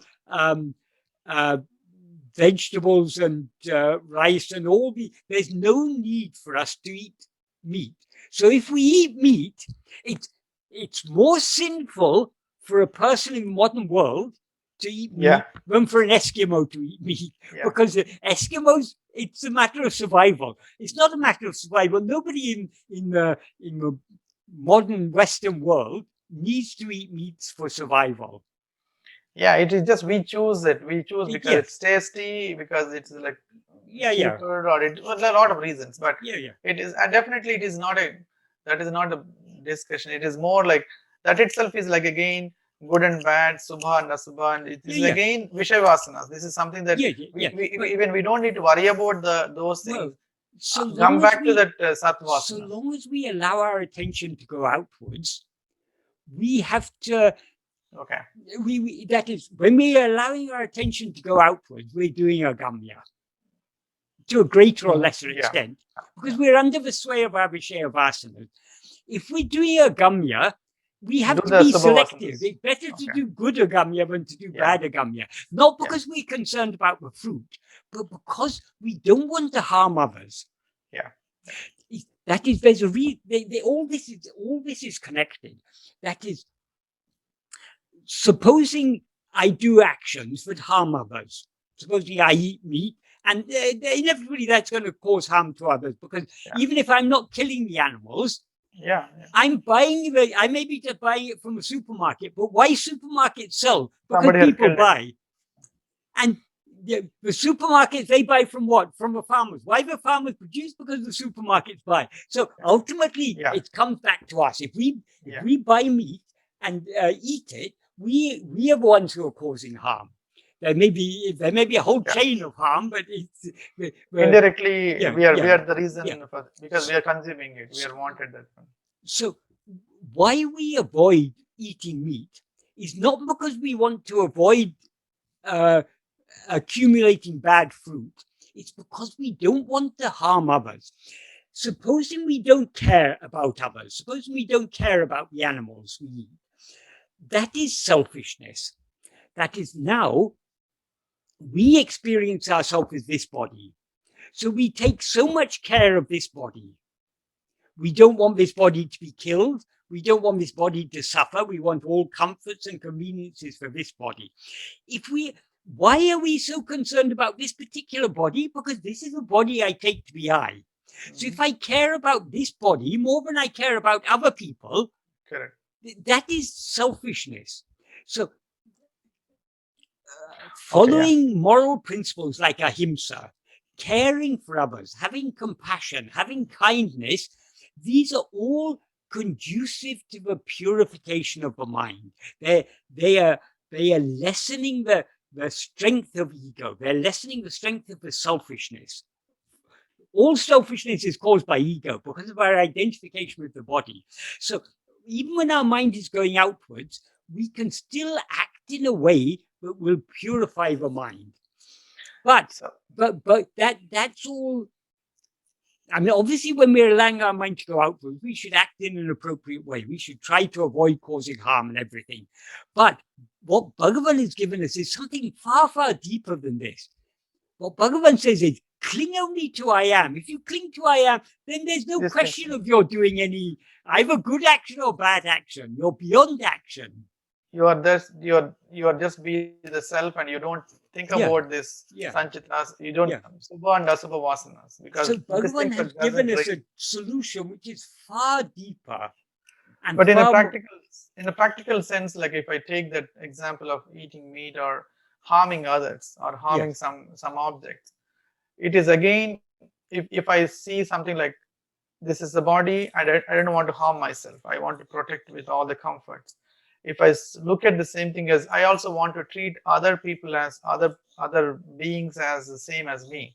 Yes. Then we don't want to harm it, because if you harm it, you are harming yourself. Yes. You are harming what if I'm that chicken, I'm cutting the chicken, chicken gets I get hurt, and because you are looking at this is the simple thing that when I give it to kids and say, easy to understand, and say, oh, don't harm it, because what if you are like this, will you like it? Somebody harms you, somebody kill.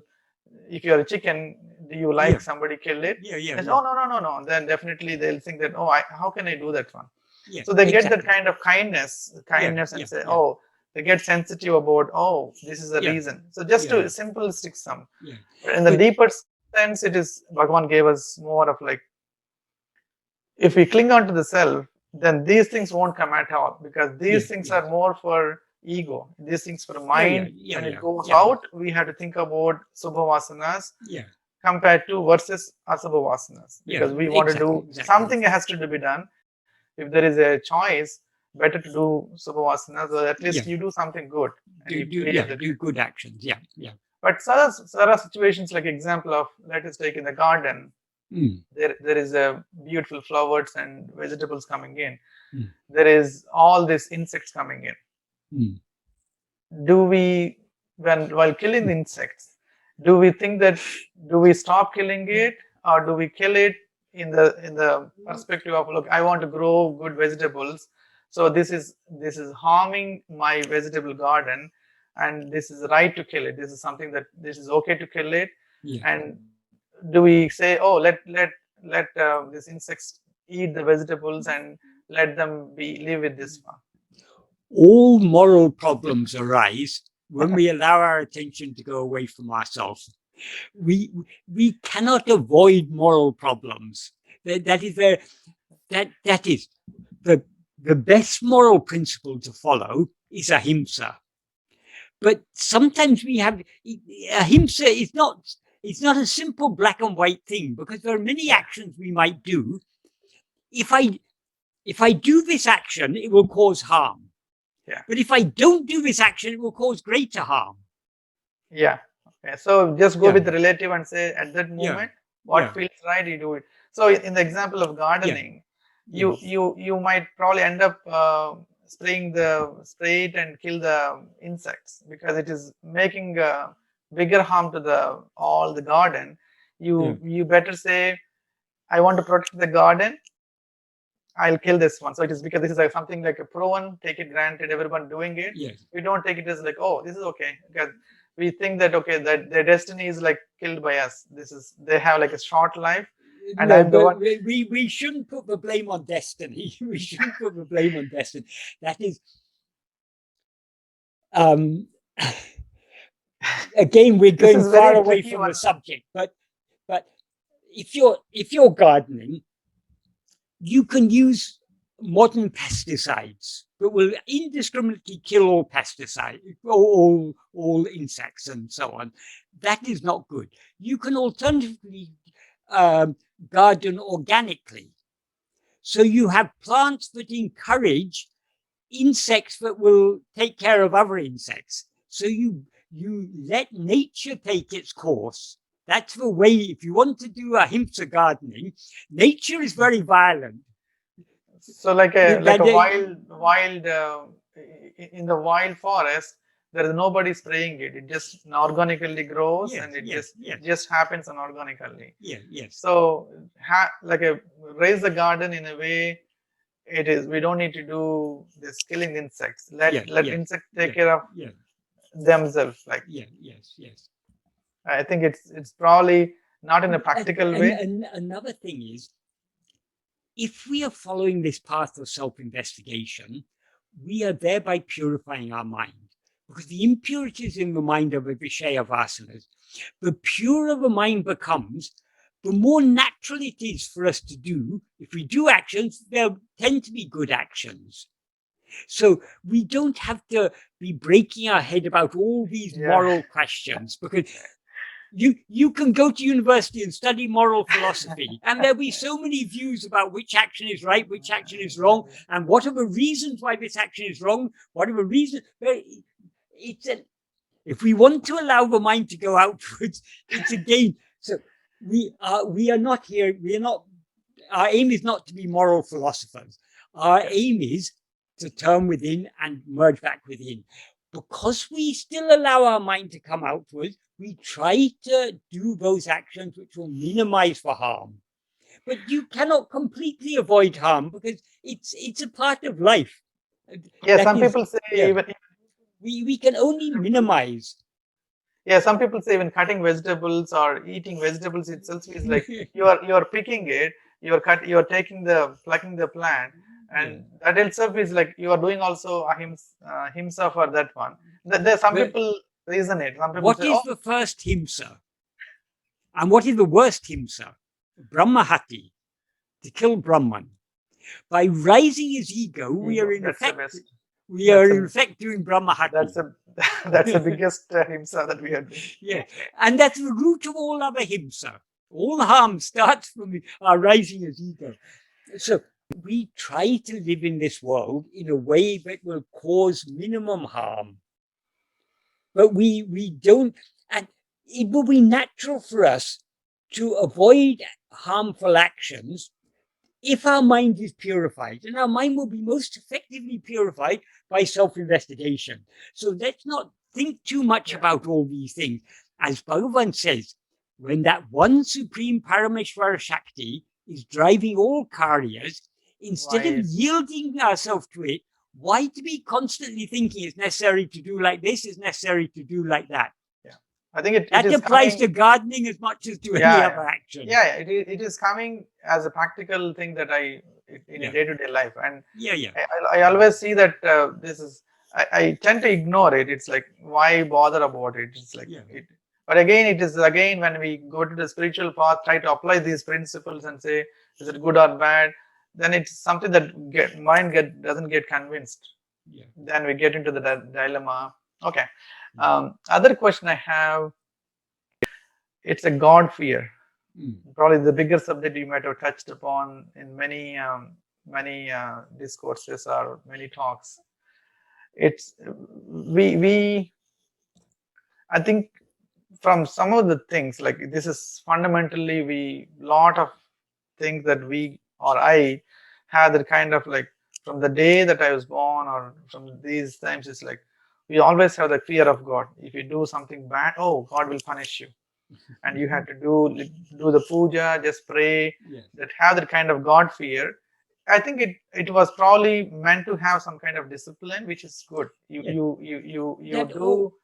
All religions teach people to be God fearing. That is it. But when we are following spiritual path, we don't have to be God fearing. Why we try to do actions that are not harmful, not because we fear God, but because that is the right thing to do. So for when children are small, we need to discipline them. We need to strictly tell them, no, don't go near the fire. Because we know if we go near the fire, they'll harm us. So the children have to be, at least to a small extent, they have to be in fear of their parents. But it's again, I won't go near the fire because mummy or daddy will scold me. So we avoid going near the fire. Later on, when we grow up a bit, we understand. It's not because we fear mummy or daddy. It's because we know that if we touch the fire, we're going to burn ourselves. So, like that in the spiritual path, it's appropriate early on when the mind is still very immature and doesn't understand, but doesn't want to do good just for the sake of doing good. Then it's good to be God-fearing. That's why all religions say, if you're bad, you'll go to hell. If you're good, you'll go to heaven. All this reward and punishment. It's true. If you do bad actions,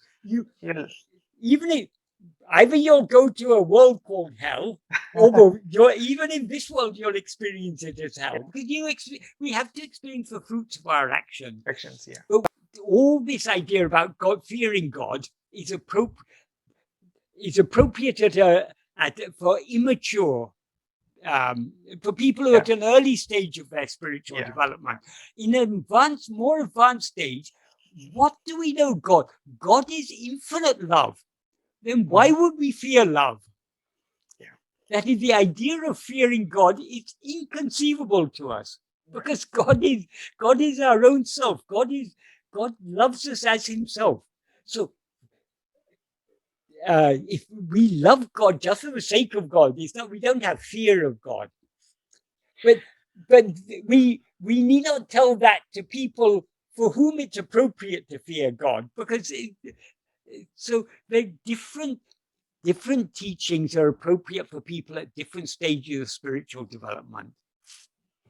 Yeah, and I think that the path itself is probably, I agree to large extent about it's a beginning. In the beginning, for some of the people, the religious path seems to be, oh, let's have the God fearing and idol worship and have the kind of follow the religious things. I think to have some discipline, I think it's probably it is needed. It is gives the control to the humanity. Otherwise, he can do anything because there is nobody to watch it.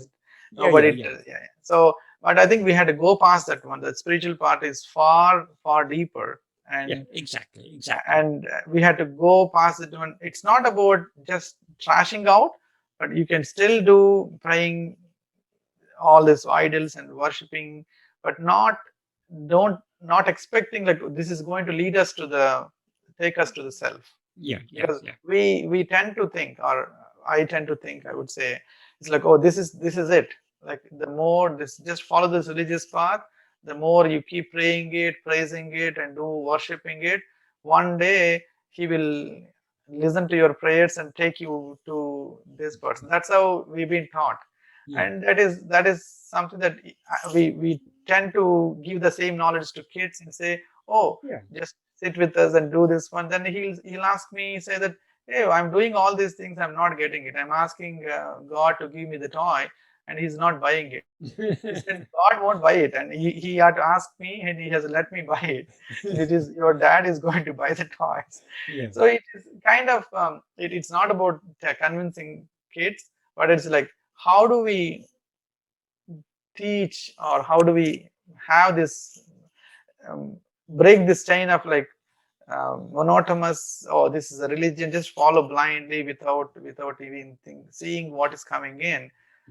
Have this kind of advancement, like probably more simpler path Bhagavan, and just say go to spiritual path. Everything else is it doesn't matter. Everything else leads to this. But when you're studying PhD, you don't have to continue learning your timetable and your ABC and everything. All those things, they were necessary. If you had never learned ABC or your times table, you would never have come to university. So those things are necessary at the appropriate stage. They're no longer necessary now. Yeah, that I see it. I definitely see that PhD analogy where when I come to Bhagavan, all these other things, somehow it feels like a substandard. Oh, this is like, no, because I compare to the highest level and I see, oh, this is not, no way compared it. It's like, I'm just trashing out and say it because, but before that, before coming to taking Bhagavan as the real teachings, oh, I used to say, oh, that is the best teaching I had. This is the best. I used to tell people, oh, follow this one, you'll be best satisfied. Now the same person, me, telling no, that is not good, because I come to the highest one, which is the best. I don't think I don't ever see anything anyone else will give this kind of teaching. And then I feel like all these things when I see other videos, other people talking, books, and I don't feel like watching also. I probably just glimpse of it. Then it's like the moment I see something going different into meditations and all that kind of worldly stuff, oh, this is like, oh, they're just it just like it doesn't make sense for me. It is not connecting me. Then why to unnecessarily waste my energies, and let me just focus on to Bhagavan, because if Bhagavan is there, why to again keep on trying other things? So do you I still see one of the things that constantly touches me. Even I had discussion with my friends yesterday. Lot of discussion, almost like a couple of hours went into this discussion about this kind of fake gurus or self-made God. Where people claim to be, this is, oh, I am the best guru. Come to me and I'll give you the self-realization. I'll give you the enlightenment that you're looking for. Is it something that when I see these people, is it something that they are ignorant, or they're stuck in that one? They seems to be having the ego is operating and say, okay, this is what I have some knowledge about intellectual knowledge, and I want to do that business or marketplace, spiritual marketplace that you call it as, and say, this is something that let me use that knowledge I have and just start monetizing it. Yeah. That's where I see the majority of the problem comes in, and people fall trap on it. I don't see the issue from the gurus or fake gurus. This is not a new phenomenon. This has been happening since time immemorial. Religion, in the name of religion and spirituality, there have always been people who exploit others. Yeah. And there are those who will be exploited because they're gullible or whatever. Yeah. So we don't have to concern ourselves with this. We are fortunate, we have come to Bhagavan. So let there be any number of false gurus. So long as we don't follow them, if other people follow them, we need not discourage other people, because though the gurus may be false gurus, though they may be doing whatever they're doing just for their own name and fame or money or whatever it may be. Yeah, so in terms of fake gurus that we were talking about, when I see, when we had like lengthy discussions with my friends, Bhagavan devotees, they are very like us. Yeah. They are very deep into Bhagavans. It's like that is the thing that we are doing it yesterday.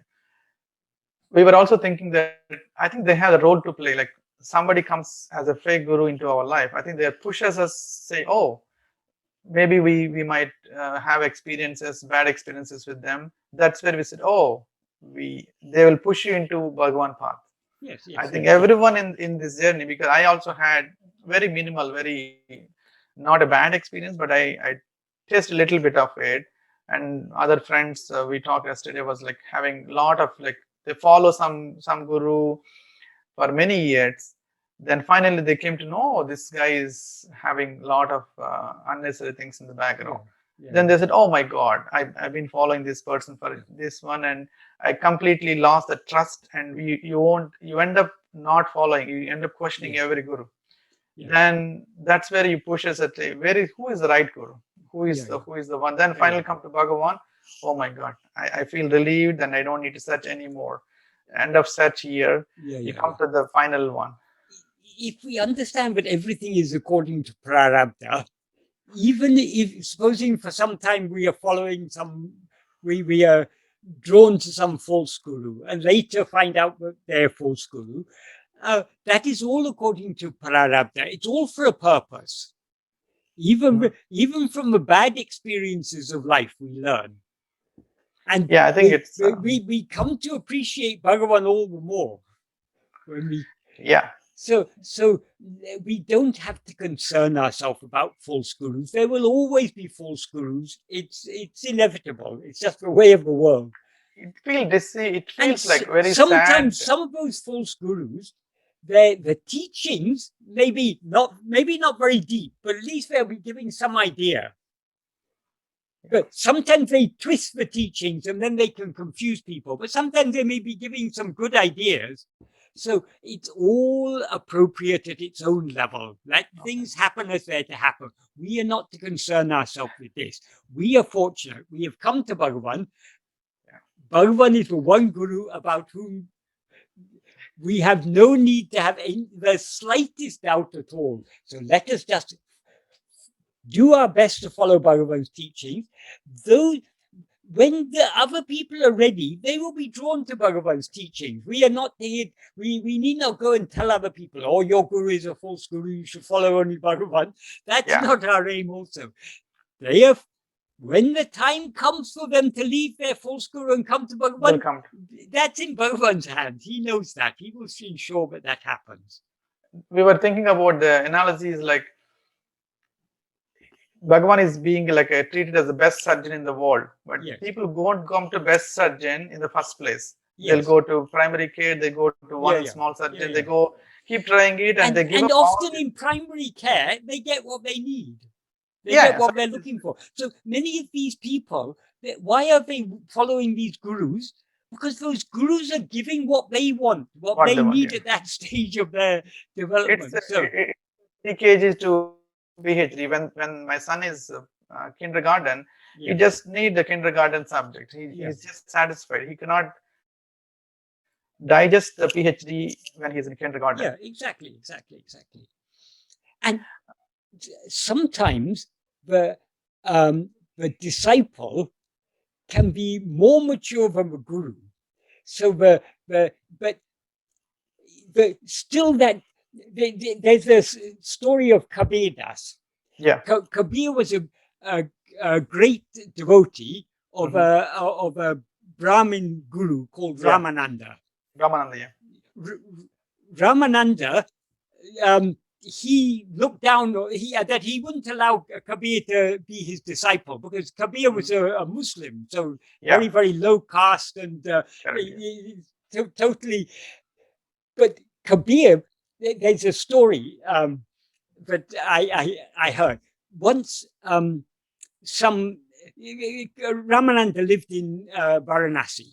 Once some yogi from the Himalayas came there who had acquired some siddhis, and he challenged Ramananda to some display of powers. And Ramananda's a simple; he's just a scholar. He doesn't have any powers. So Ramananda and his disciples were thinking, what can we do now? We can't challenge this person. He's a great siddha. Of course, he's got a big ego, that fellow. Why would he come and challenge otherwise? Kabir was in his shop doing his weaving, and he heard that someone had come to challenge his guru. He got very angry. How can he challenge my guru? So he had a ball of thread that he was putting between the chakra. So he ran out of his shop and he took that ball of thread with him. I mean, he tore it because not thinking of what he was doing, but because he was so angry that this person has come to challenge his guru. So he came to that siddha and said, before you challenge my guru, you must first challenge me. Show me what you can do. And that siddha put a stick, and he came and he stood on top of the stick. That is a vertical stick, and he stood on top of it. Kabir Das threw his ball of thread in the air, so it went up and it stood straight, and he went up and stood on top and said, come up here and challenge me. And that siddha cannot do that. But why Kabir wasn't a siddha? How he was able to do that? Because of his guru bhakti, because he had so much faith in his guru. I think that's the guru is not worthy of that, but because it's a faith that it matters, it's a devotion that matters. I think that's one of the things that key teachings from this one is the love of the self. The more you love the self, the less you go outwards. Exactly. Because it's the more you get that kind of, you create that interest, you create the interest about self, then you feel that, oh, that's where all the happiness lies in. But so far it seems to be, it's all external, which is not real. But if you start going inwards, then you start liking more and more. The more we practice self-investigation, the more we are cultivating that love, that bhakti. One other thing I would like to ask, and along with bhakti, we cultivate vairagya, because the more we love to be as we are, the less we will have any desire to go out. So one other thing, yesterday we were talking in length about saving Arunachala. This is not about Ramanashramam. Arunachala as being adobe of Shiva. This is a Shiva, form of Shiva in a mountain. The one in the background of you. So there is, I think, in the worldly sense, people are trying to make it as make it popular. They extend the roads of Girivalam. They take down the trees, or they make it a big constructions. They try to, as it becomes any place becomes popular. Some people like try to use that one and say, oh, I want to construct a big hotel. I want to construct a big resort or something. To suit that kind of, to take advantage, to catch that one. I think the person, he's having a mission of preserving it or saving this beauty of Arunachala to the larger extent. Keep it as serene, as a beauty, like you are destroying the beautiful, trying to destroy the beauty of Arunachala and protect it, like from encroachments and just so. And I was telling him, saying that have the faith in Ramana or Bhagavan and let Bhagavan stop this one. It's not like just leaving it to Bhagavan, don't do any action, but have a faith. I think he will show the path. He will find somebody like Srini goes in and just say, you find some government order and say, oh, there is no more construction.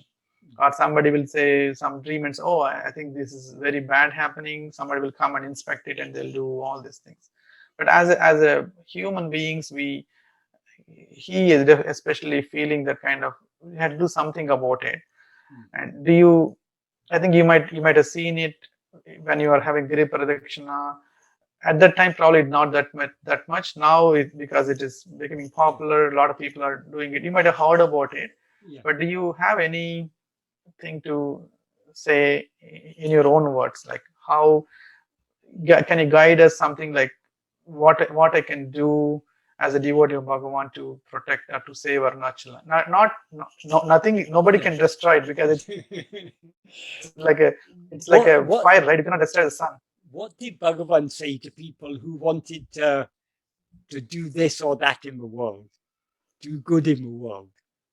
He who has created this world knows how to take care of it. Leave it to him. So it is not certain people may have that mission. They may be the ones who are to protect it. But if we want to go deep in following Bhagavan's path, let's leave all concern about these things to him. Whatever happens, it's happening according to his will. Things go on. Our only aim, our only purpose, because we started with what is the purpose of life, our only purpose is to surrender ourselves. So can I simply say something like, let Bhagavan protect it, let Bhagavan take care of it? Yes. He is taking care of it. Whatever is happening there cannot be happening without Bhagavan. By definition, God is all-knowing, all-loving, and all-powerful. So because he's all-knowing, definitely none of those things can be happening without his knowledge. Because he's all-powerful, they cannot be happening without his consent. And because he's all-loving, whatever happens with his knowledge and by his consent is for our good. So our only aim should be to surrender ourselves.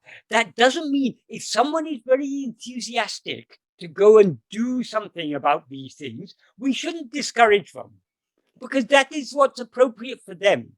But for us, we are following our aim is to follow the path of surrender.